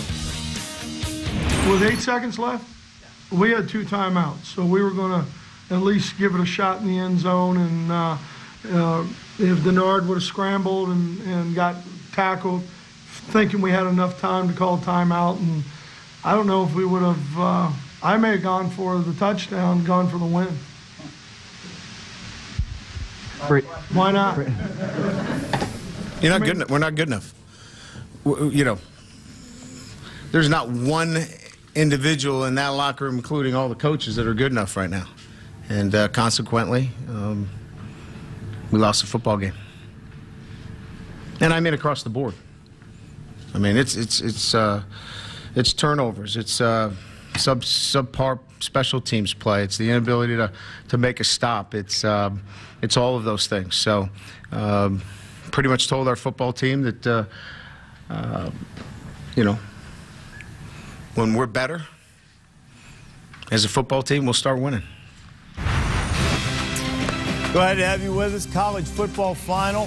What a final from Ann Arbor. 35-31. Michigan beats Notre Dame. You've heard from the fellas, Lou Holtz and Mark May. Mark, I want to give you some credit right off the bat. At halftime of the Michigan-Notre Dame game, you told Al Borges to get rid of keeping Denard Robinson in the pocket. Let him get out and make some plays. He was able to do that. I want to put into perspective what happened here. Michigan outscored Notre Dame 28-7 in the fourth quarter to win the game because Shoelace got loose. Well, they put the ball in his hands and let him make plays, whether it be in the pocket or out of the pocket. Denard Robinson was spectacular in this football game in the fourth quarter. And when they finally cut him loose and let him make decisions with the ball and go with big plays, he did it. And it's spectacular. Here you roll him out, let him dump the ball off, make big plays right here. It's a first down. Keep him in the pocket, and he can step up and make big plays. Because you step up in the pocket, your protection goes around, you step right up, slide, keep your eyes downfield, and make a play. And this is Denard Robinson throwing the ball, running the ball at his best. Spectacular, dumping the ball down the field of play, making big plays for this Michigan offense. And right now, Denard Robinson, if Notre Dame was a car, you'd be driving around Ann Arbor because you'd own it. The last 2 years, you had almost 950 yards total offense against one team, and he did it in this game in the fourth quarter. 202 yards passing in the fourth quarter, the 20 yards per attempt. That is so impressive. Yards per attempt at 20 is ridiculously off the charts, but for as brilliant as Robinson was, and he was, and we're giving Michigan credit for the comeback. For every great comeback, there is a collapse of colossal proportions for Notre Dame, and there was in the fourth quarter. Well, first of all, Notre Dame was good enough for 3 quarters to get a 24-7 lead, and should have been even bigger. The problem is they gave up far too many big plays. For a veteran secondary, they do not play the ball particularly well in the air. I thought Notre Dame's front 7 on defense played exceptionally well. I thought they contained their running, but the thing about it is they can't play the ball in the air. Time after time, Michigan went up and made the big catch. Notre Dame played hard, absolutely. They're very talented. They got good pass rush, but right here, the corner follows the short receiver inside, leaves a wheel route, a guy running up the sideline wide open. That's a mental mistake as well as a physical mistake. But for 3 quarters, they were outstanding. They did not play well in the fourth quarter. But you cannot give up big plays and be a good defense football team. Impossible. They went 80 yards in 28 seconds at the end of the game. It's inexcusable. Well, when you've got a playmaker that's such a threat as Denard Robinson, you have to respect the run. When he steps up in the pocket for those corners, they're thinking run. because he's got such an uncanny ability to break tackles and make big plays. All of a sudden they step up, a receiver gets behind him, he throws the ball because he's got such a strong arm. It's a touchdown or it's a big play for the offense. But what is lost is the fact Notre Dame lost the lead, but then with 1:30, they came back down and scored. The problem was they scored too quickly. And so Michigan gets a huge win. They've now beaten the Fighting Irish 3 consecutive times, something they hadn't been able to accomplish in the previous 30 meetings. South Carolina and Georgia, a huge game for Mark Richt. And Mark is rubbing his head. The Dogs trying to avoid their first 0-2 start in conference play since 1996. They're not 0-2 in conference play. They're opening conference play. They're 0-2 in the season. Aaron Murray picked off, taken all the way back by Allen, and the Gamecocks have a 28-20 lead. But Murray had a tremendous day. Threw for 248 yards, threw for 4 touchdowns, including this one to Michael Bennett. And a terrific job of Michael Bennett of getting this ball into the end zone. There were plenty of opportunities for South Carolina defenders to make a tackle, but didn't even get close. He took it in for the score. Look at the numbers after that pick 6. Murray hit his next 8 on that drive and the 2-point conversion. It's now 31-28. Cocky had the lead. That's as fine a catch as you'll see from Bennett. I mean, he picked that one just off the ground, and the freshman Isaiah Crowell, 118 yards and a score. Georgia back on top, 35-31, and Rick letting Bennett know he appreciated that catch, which was fantastic. But Marcus Lattimore, Lou, went for $176. Well, he just is a tremendous back. When they got in trouble, they didn't rely on the passing game. They relied on that young man. I'm sorry, who do they rely on again? Mr. Lattimore, and he makes things happen. Gamecocks back on top, under 3.5 to go, 38-35. This man is going to be a star. Number 7, Jadeveon Clowney, the freshman. Melvin Ingram, that's his 2nd touchdown of the day. But Mr. Clowney, do I amuse you? Not Aaron Murray, he didn't. He's not funny like a Clowney. He's a rusher like a Clowney. But Murray was not amused and did not give up. Tavares King into the end zone. Touchdown. They reviewed it. He got in easily, and the Dogs now within 3, and they had timeouts to go. 2:15 left after the play. Georgia, full complement of the timeouts. They decided to go for the onside kick. Did you like this call? No, I personally would have kicked it deep on that. You had 3 timeouts. Then you put some pressure on your defense. But it didn't matter whether they onside kicked it. They couldn't stop Lattimore. That indeed was the case. 27 carries, 176 yards, a touchdown, and the icer. Ingram, by the way, you saw him scoop up that fumble and score. He also had a fake punt for a score. Dogs lose it by 3. I've never won one like this one here tonight. Melvin Ingram scoring 2 touchdowns, defensive tackle. Gee, what a play. And Marcus Lattimore finally, we got him loosened up a little bit. But that's all we could do. We didn't throw worth a darn tonight. Their defense was outstanding. Somehow or another, though, our defense got us 3 touchdowns, and we won the game. The defense, the special teams, defense scored a couple times. They set up another one. They had the fake punt that scored. Mark Richt said after the game if they were going to watch some of this and find some things that happened that would make them slam the projectors up against the wall. What were some of the biggest problems for Georgia? I think we can start off with the turnovers, but the fake punt. Fake punt's really what turned this football game around. Georgia was sort of control of it, but the problem was you're going to notice the people on the right side, they don't make sure the ball snapped in the punter. They're trying to block the lineman from South Carolina from covering the punt, not even worrying about the fake. And then the safety man who misses the tackle, he goes all the way in. Oh, Harry Dog was bothered. And don't forget, Ingram, that's a big man, a defensive tackle that scored that touchdown. Now, this interception was caused by the receiver. He rounded the route off, which enabled the defensive back to get underneath him. Had he gone down there, faked outside and broke in square, that could never happen. But if you round it off, it does. And so just little things. And he's right. Throw the projector. I'm sure they will. Throw him right up against the wall and out the window. I've done that before. Yeah, I've heard. But I threw it at the coaches.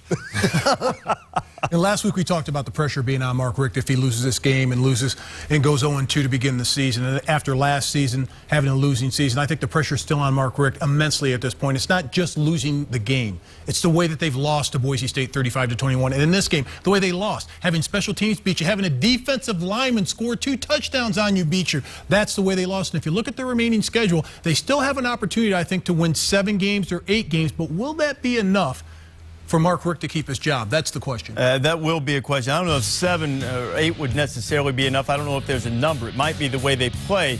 But the one thing that had a lot of people picking the Dogs to win the SEC East is the fact that their schedule is very favorable, relatively speaking, in the SEC. They don't play Alabama, they don't play LSU, and they don't play Arkansas from the West. Mississippi State's not going to be easy. At Tennessee, that's not going to be a cakewalk. And Florida's not going to be easy. And the way that Auburn keeps winning games, who knows? You'll be able to see Auburn a little bit later on as they continue their run. And while you talk about coaching futures, sometimes you have some things that really make you understand what's important. This afternoon, during Minnesota's game against New Mexico State, it was late in the game and the Gophers were trailing by 7. New Gopher head coach Jerry Kill suffered a seizure on the sidelines. Now, he is listed in stable condition, and Minnesota team doctors say all of his vital signs are good. Kill is a cancer survivor who, since the treatment for his cancer, has periodically suffered seizures. It happened to him a couple of times when he was at Southern Illinois. That's where he was before he went to Northern Illinois. And in those cases, when he had seizures on the sidelines, he did not miss a game. He's in the hospital, said to be resting well, and certainly our best going out to Jerry Kill, one of the good guys in coaching. Fortunately for Jerry, he's good. He'll probably be far more concerned with the fact that Minnesota lost to New Mexico State by 7.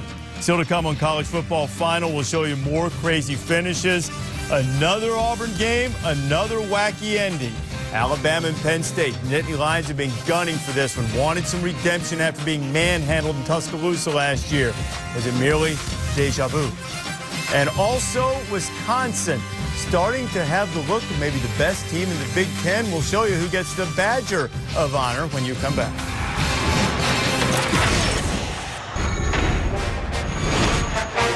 College Football Final is presented by AT&T.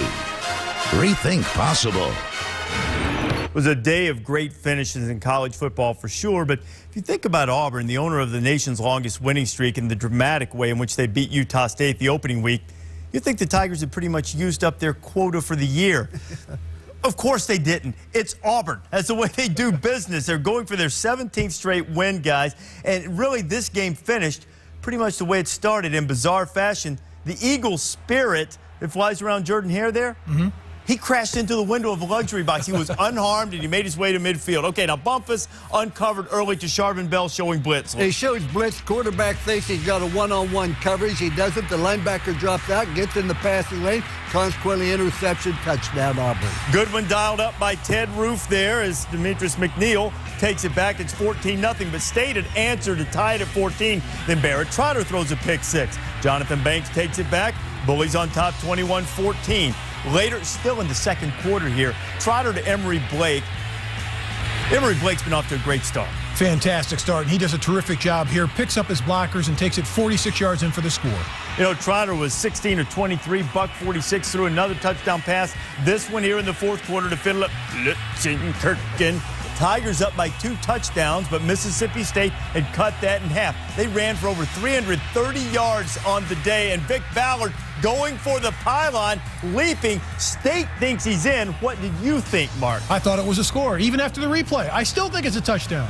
To Sharvin Bell, go a little shove there, ruled him down, but it's still 1st and goal, and Dan Mullen still has a timeout to go. But we're inside half minute. You saw the clock on the last highlight. Now inside 20 seconds, and Ballard, who had 19 rushing touchdowns last year, can't get in.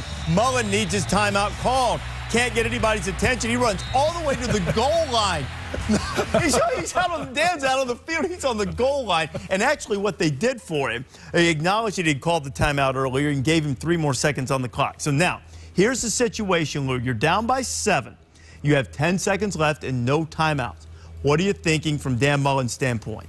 Well, it's 1st down, so you have 3 more downs except clock will run out. You're trying to get 2 downs. How do you get 2 downs? You throw the ball. You sprint them out, throw it, either complete or not, or else you throw it away. Then you're like 2 or 3 seconds. Now you can run it, you can throw it. You're going to get 2 plays. Once you decide to run the football and you don't make it, the game's over.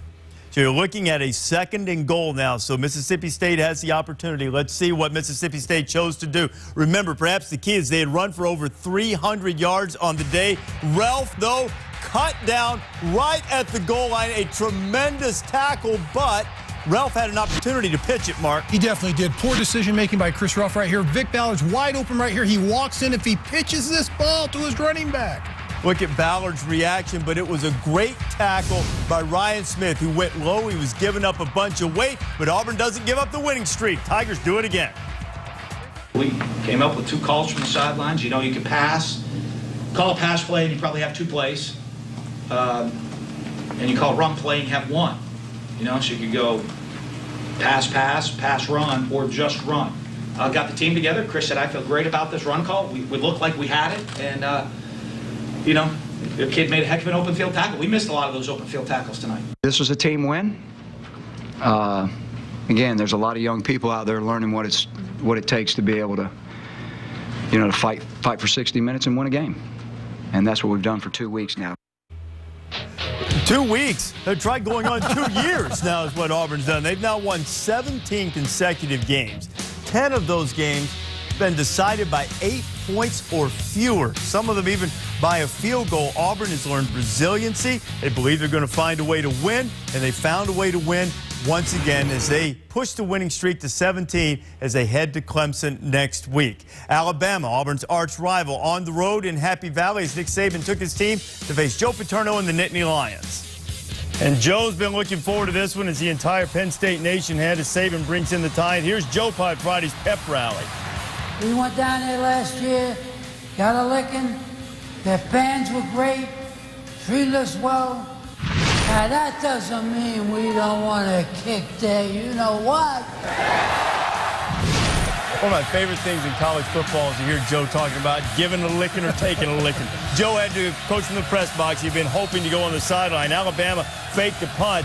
Missed the block, Saban said. Brad Smelly was stuck, but Smelly apparently got about an inch or 2 and made it by a pebble on the end of the football.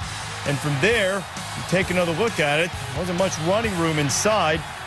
Tide gets the break, and then A.J. McCarron, Mark, would find Michael Williams. Terrific job of pass protection, but what a great pass by A.J. McCarron for the touchdown. He's got the big arm. He played virtually the entire game until it was decided, so no quarterback controversy. Penn State, meanwhile, played both guys. Rob Bolden found Andrew Zerba.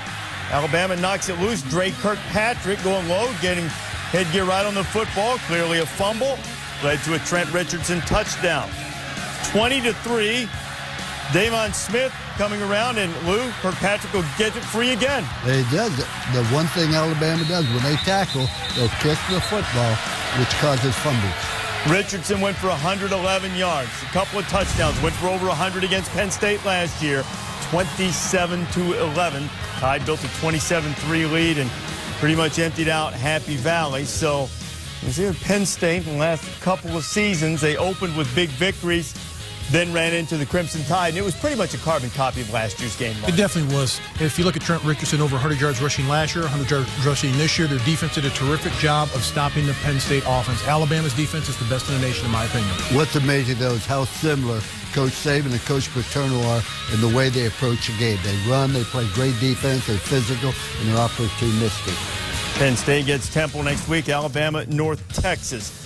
On Wisconsin against Oregon State. Oregon State, after losing to Sacramento State, boy, that's the way to get better, going to Camp Randall.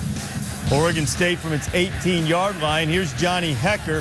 Hey, Lou, I've never coached football, but generally when you punt, don't you want to kick it forward? Forward's good when you punt. Back isn't too good. He lost 4 yards. A backwards punt, a play that will not catch on. This one might. Russell Wilson to Jacob Pedersen, the tight end. Wisconsin up 7-0. Now here comes Pedersen coming out of the backfield. And there he is, Mark. They do a terrific job of moving their tight ends around, their players around in the backfield, down the line of scrimmage to find ways to get them open. They had Lance Kendricks last year, and the Wisconsin coaches will tell you they think Pedersen might be the best one they've had by the time he finishes. Nick Toon, who is finishing as a senior, makes a touchdown catch, and here's Pedersen on the other side. Terrific job on the line of scrimmage here. He's going to drag across. Touchdown, Wisconsin. Nice job. Good cooperation between quarterback and his tight end. 6 catches, 80 yards in the 35-0 win. Remember, Russell Wilson used George Bryant at NC State, and he led the ACC in catches by a tight end. Nebraska coming to Wisconsin October 1st. Had their hands full in Lincoln with Fresno State. Devin Wiley is going to get it, and he runs right through the Children of the Corn. How about the Fighting Pat Hills grabbing a 7-0 lead on the road? That was a pretty good return. Here's a great one. Amir Abdullah, the freshman from the state of Alabama, playing for the Cornhuskers, going to take it end-to-end, Lou, 100 yards. Let's count the safeties. Well, let's see how many they are. They better have more than one, and they did. You better have 3 for him. You know those compression shorts those kids like to wear under the pads? Yeah. After that move Amir put on, those will land on the deck. Also a little call to the orthopedic surgeon. Nebraska 42-29 over Fresno State. Still to come on College Football Final. We'll show you how Andrew Luck did in the battle of the SATs and the ACTs against Duke, and we'll be back to the Big House, a thriller, one of the finest finishes in the history of the sport when you come back. You're watching College Football Final, presented by AT&T. Texas sends lots of guys to the NFL 32, BYU as well. Garrett Gilbert started at quarterback, but he didn't last long. Basically, if you're on scholarship to play quarterback in Texas, you played in this game. Gilbert has his pass tipped a couple of times, picked off by Daniel Sorensen. They'd yank him out of there and warm up the youngsters, Case McCoy and David Ash. They rotated plays, but hey, what's one of the greatest combinations in Texas history, Mark? What, McCoy to Shipley? Yes. I would think so. How about McCoy to Shipley? Case to Jackson, the younger brothers. And a little hook up. BYU had a 13-0 lead in this game. Cody Johnson scores to put the Horns ahead, Mark. I'll tell you what, that's a powerful play just running. When you've got a big, powerful back like that, you can get it done. And Jay Keeps right here. He's going to throw the ball downfield, and it's going to get intercepted. But what'd you think about Texas' performance? They won it. They're still not back. They're a 500 football team, in my opinion. At best, maybe 7 wins if they can get over the hump and beat somebody fairly decent. I like to quench it. They're 2-0. That ain't 500. Rotating quarterback, see how long that lasts. If you have Andrew Luck, native Texan, you don't have to rotate quarterbacks. Well, maybe not native, but that's where he went to high school. Andrew spent some time in Germany. Here's a rare occurrence, an interception, Lee Butler. That's next year's first pick in the NFL draft. That's a Heisman Trophy candidate. Lee Butler? No, Andrew Luck. Well, yeah. I guess you're right. One little interception. Pick six? What happened after Andrew was intercepted? Well, after that, he got mad. Oh, he got real mad. So did Stanford. Chris Owusu. But you know what? We made the joke before the game. Would Duke have as many yards of offense as their average ACT score? Well, Stanford pushed toward its SAT scores. Luck to Kobe Fleener. Luck threw 4 touchdown passes, nearly 300 yards, 44-14 easily for the Cardinal. Nevada and Oregon. Speaking of somebody who was irritated, but Michael James said he was going to go back to, as he put it, doing me. He said, I want to play like me. I mean, juking and looking for open spaces rather than being a one-cut guy. Darren Thomas finds James. Wide open on the sidelines. Terrific route by Michael James. Takes it in for the easy score. He's run one in. He's caught one. Now he's returning a punt, Luke. Oh, this is a tremendous effort. He is a great athlete. Great quickness, good peripheral vision, and unbelievable balance. By the way, Chip Kelly reinstated Cliff Harris, a normal punt returner, but you don't have to have him return punts. You got LaMichael, 69-20. Oregon gets on track. Utah making its debut in the Pac-12 against USC, and what a finish. 17-14, under a minute to go. Jordan Wynn to Drez Anderson, 18 yards on the play. A few plays later, it's 4th and 10, and he finds Devontae Christopher. Lou, this looks like an easy first down. Well, it did, but then where they marked it, and unfortunately for Southern Cal, they went back and reviewed it, and you can see right here. This is when replay worked. That line drawn there is where the first down line is. The officials used the review. They respotted it. First down. Southern Cal didn't think that worked. Well, I'm sure they didn't like it nearly as much. Pass interference called against Tony Burnett as Wynn tried to hit Anderson. Now Utah's in position to kick a field goal. Coleman Peters, they would rush the teams onto the field. It was almost shades of Tennessee, North Carolina. But Coleman Peterson's kick is blocked. Torrin Harris going for the touchdown. But remember the new rule, celebration while the ball's in the field of play penalizes the live ball foul. Yep. They wiped the touchdown off the board, making it 17-14 final until the Pac-12 overturned it. Of course, the touchdown was meaningless to some. But anyway, no matter how you slice it, USC got it covered with a 23-14 win. How do they know? And how would you have known that Denard Robinson could put on the type of show that he did? Back to the big house as 16 is with Chris Fowler. College football's record crowd witnesses a game they will never forget. The students won't go home. Michigan's quarterback, Denard Robinson here, cannot stop smiling. He had to throw 2 game-winning touchdown passes, Denard, in the last 72 seconds, sandwiched around a Notre Dame touchdown. I'm not sure what we just witnessed. You tell me what this just was. I don't know what happened. You just seen the Michigan team playing together and playing as a team. When you go down, you win the game, you think once. Your defense has lapses. Now you got to go back on the field. A long way to go. 30 seconds take you through that last drive. I mean, Coach told us we're gonna do our last 3 plays. So we've been working on it all summer. And I was wondering why we were working on the play, but it ended up helping us at this game right here. It was gutsy because he had 8 seconds, a field goal to tie it, and then Roundtree gets open in the end zone. They're kind of open. Take me through the last play call. We was in the huddle, and Roundtree said, I'm going to get the ball. Just give me the ball, give me a chance, and I'm going to catch it. And that's what I did. And our offensive line gave me time to throw the ball, and I made something happen. It's risky to make that throw in that situation. You lived life on the edge tonight. Oh, yeah. We had to take some risks tonight. I mean, this is Notre Dame, Michigan game. You got to take risks. You guys had to stick with it. Let's be honest, it wasn't smooth sailing. The passing game wasn't functioning. You guys had 3 first downs in the first half. How did you hang in there? I mean, we went in the halftime, and we just made some adjustments, and Coach told us not to give up. We got a whole bunch of football to play, and that's what we did. What is it about playing Notre Dame that brings out the best in you? More than 500 total yards a year ago, 446 tonight. What? Yeah, that's another silly number. Oh, man. I'm just trying to compete with Desmond Howard. Well, this was his night at the beginning. Your night at the end. 3 years in a row now, Michigan has beaten Notre Dame. It hadn't happened since 1908. All of them in the final seconds. And that's crazy. The first one came from Tate, and then next year came from me, and then Roy this year. What does this mean to you? Is this a memory you take forever? I want to keep this jersey. We're having a hard time getting these jerseys, so we'll see what happens. And I just want to remember all this. Look at all this stuff right here, man. Look at the fans. They still here. The game is over. They don't want to go. They want to have breakfast in the big house. There were some downs, too. Defensively, this was not a great effort. What's your takeaway from this one going forward 2-0? Even though we didn't play the best football, we got to win in. And hats off to Notre Dame because they played a great game. Not always pretty. Not always like they drew it up, but once again, a flair for the dramatic Denard Robinson and the Wolverines get it done on a magical night in Ann Arbor. Well done, my friend. All right, thank you.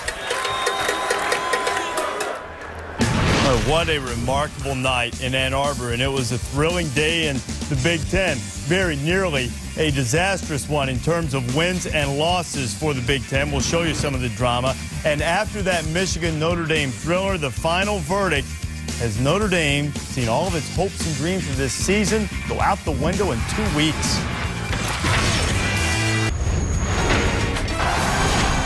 Welcome back to College Football Final, presented by AT&T. Ohio State last lost to a team from Ohio in 1921. They lost 7-6 to Oberlin as the Buckeyes bring out the American flag. 10-year anniversary of 9/11. Eric Page of the Rockets had 12 catches, 145 yards, Lou. Well, it's just tremendous effort there. Notice the speed. The safety from Ohio State could not catch him, even though he had the angle. Rockets go up 15-7. Now, with just under a minute to go in the half, Toledo had just gotten a penalty on its previous punt, which had worked out well. Chris Fields makes sure this one doesn't work out so well for the Rockets. And he does a terrific job of hitting this 100 miles an hour. They do a terrific job of blocking on the punt team, and it's outstanding, Coach. When you punt it low like that, bad things happen.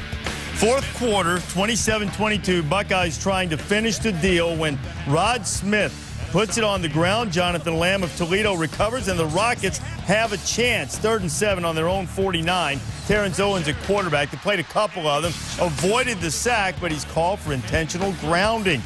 Brings up a 4th down. It's 4th and 14, so a pretty good run by the Rockets. Good try, but it's all going to end right here.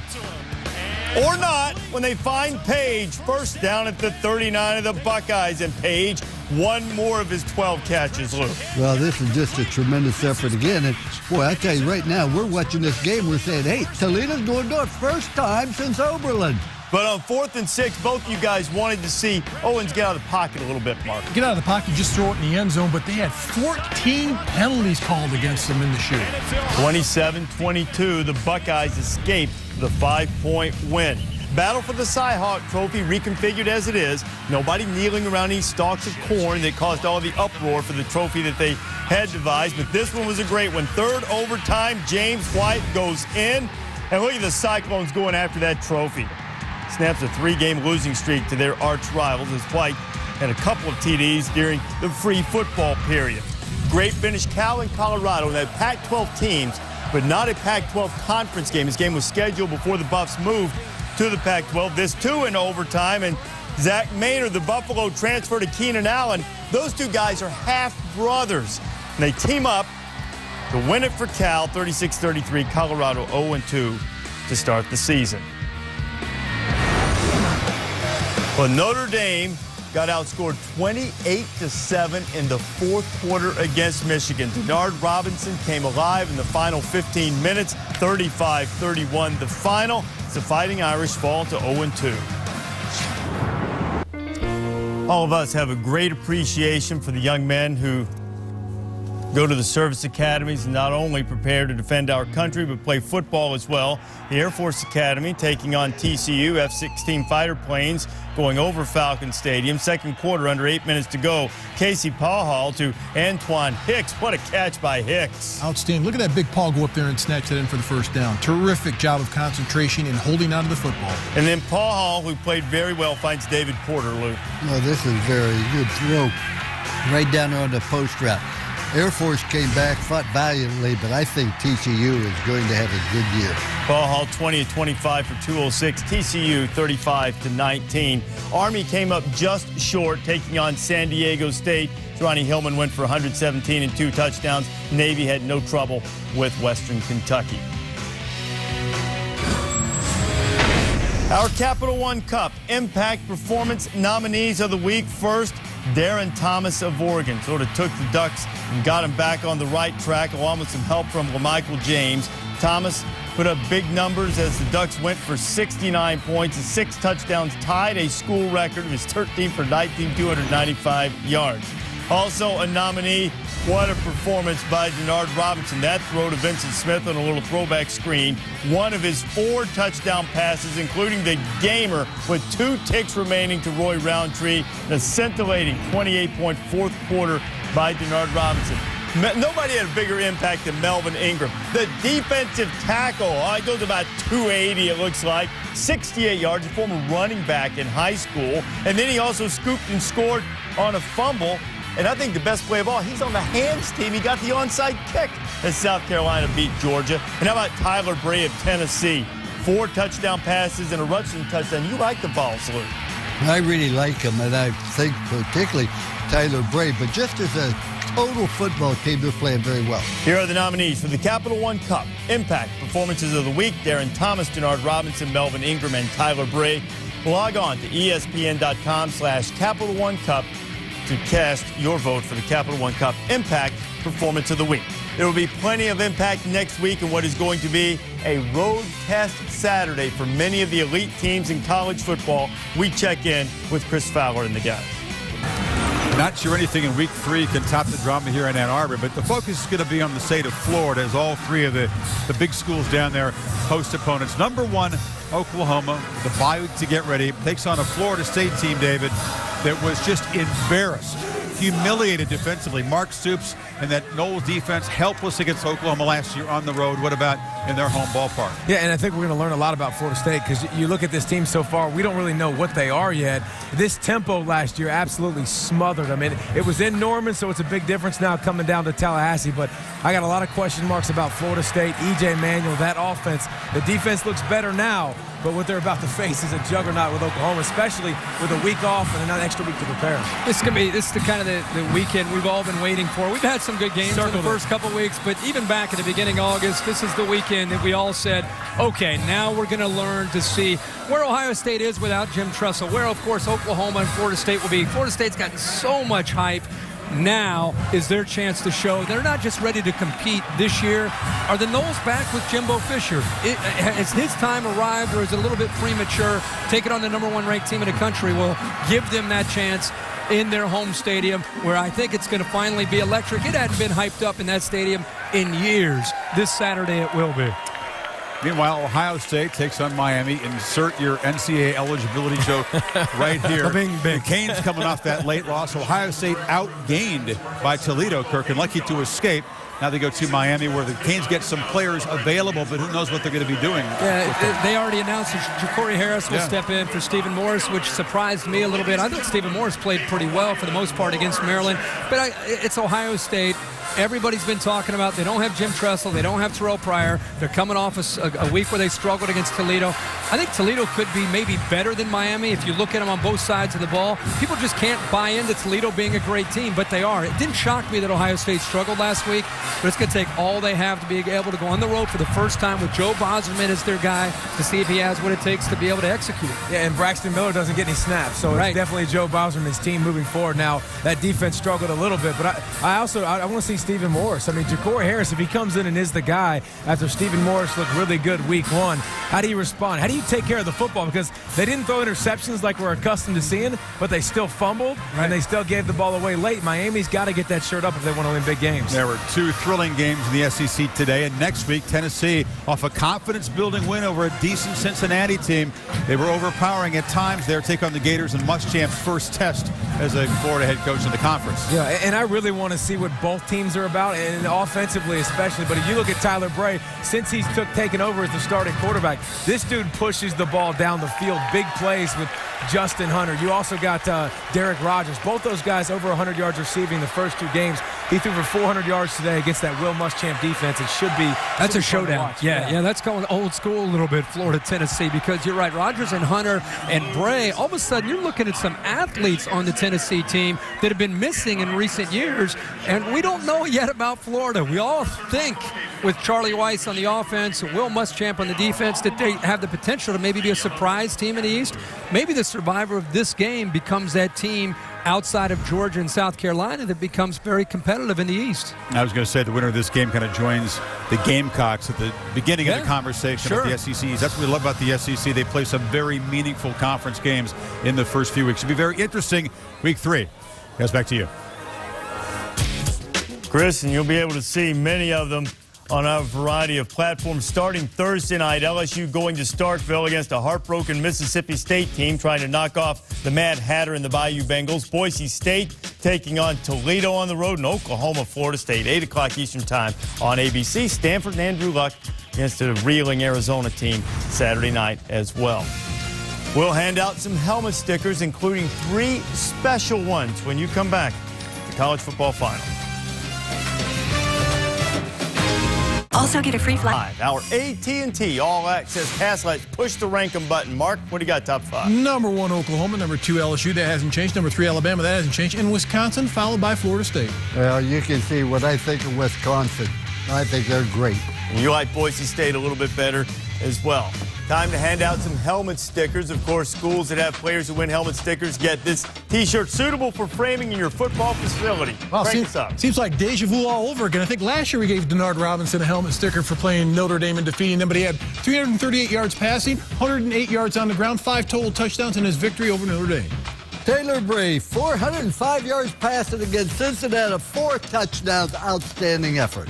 How about a team gives up 42 points, got a defensive guy get a helmet sticker? South Carolina's Melvin Ingram, fake punt score for a touchdown, 68 yards, scoop and score on a fumble, and he caught the onside kickoff in the hands. Navy running back John Holler. How about that? 113 yards, 3 rushing touchdowns, 1 of 57 yards, and the other 50. Quarterback Trent Stillman from Army, 157 yards rushing, 3 touchdowns. Great effort for the West Pointers. And from Air Force, the linebacker Jamil Cooks, the Falcons came up short against TCU, but Cooks had a sack, forced a fumble recovery, and 3 tackles. And, of course, the last 3 helmet stickers, very special ones on a weekend in which we remember those who lost their lives during the 9/11 attacks and those who are preparing to defend our country. We wanted to honor those in the service academies, one from Air Force, one from Navy, and one from Army, with a helmet sticker. Road test weekend's coming up. Denard passed his test with flying colors. See you later. Center Telecast.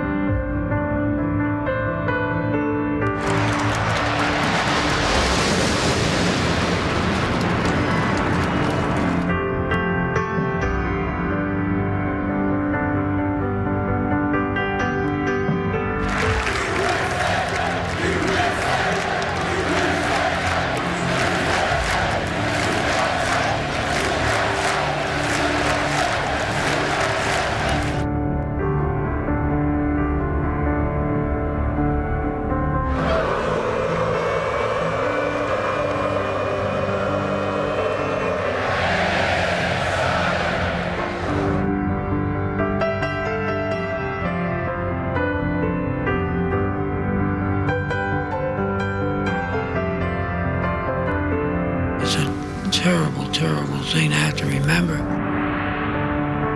You don't forget those things, obviously. You go on with your life.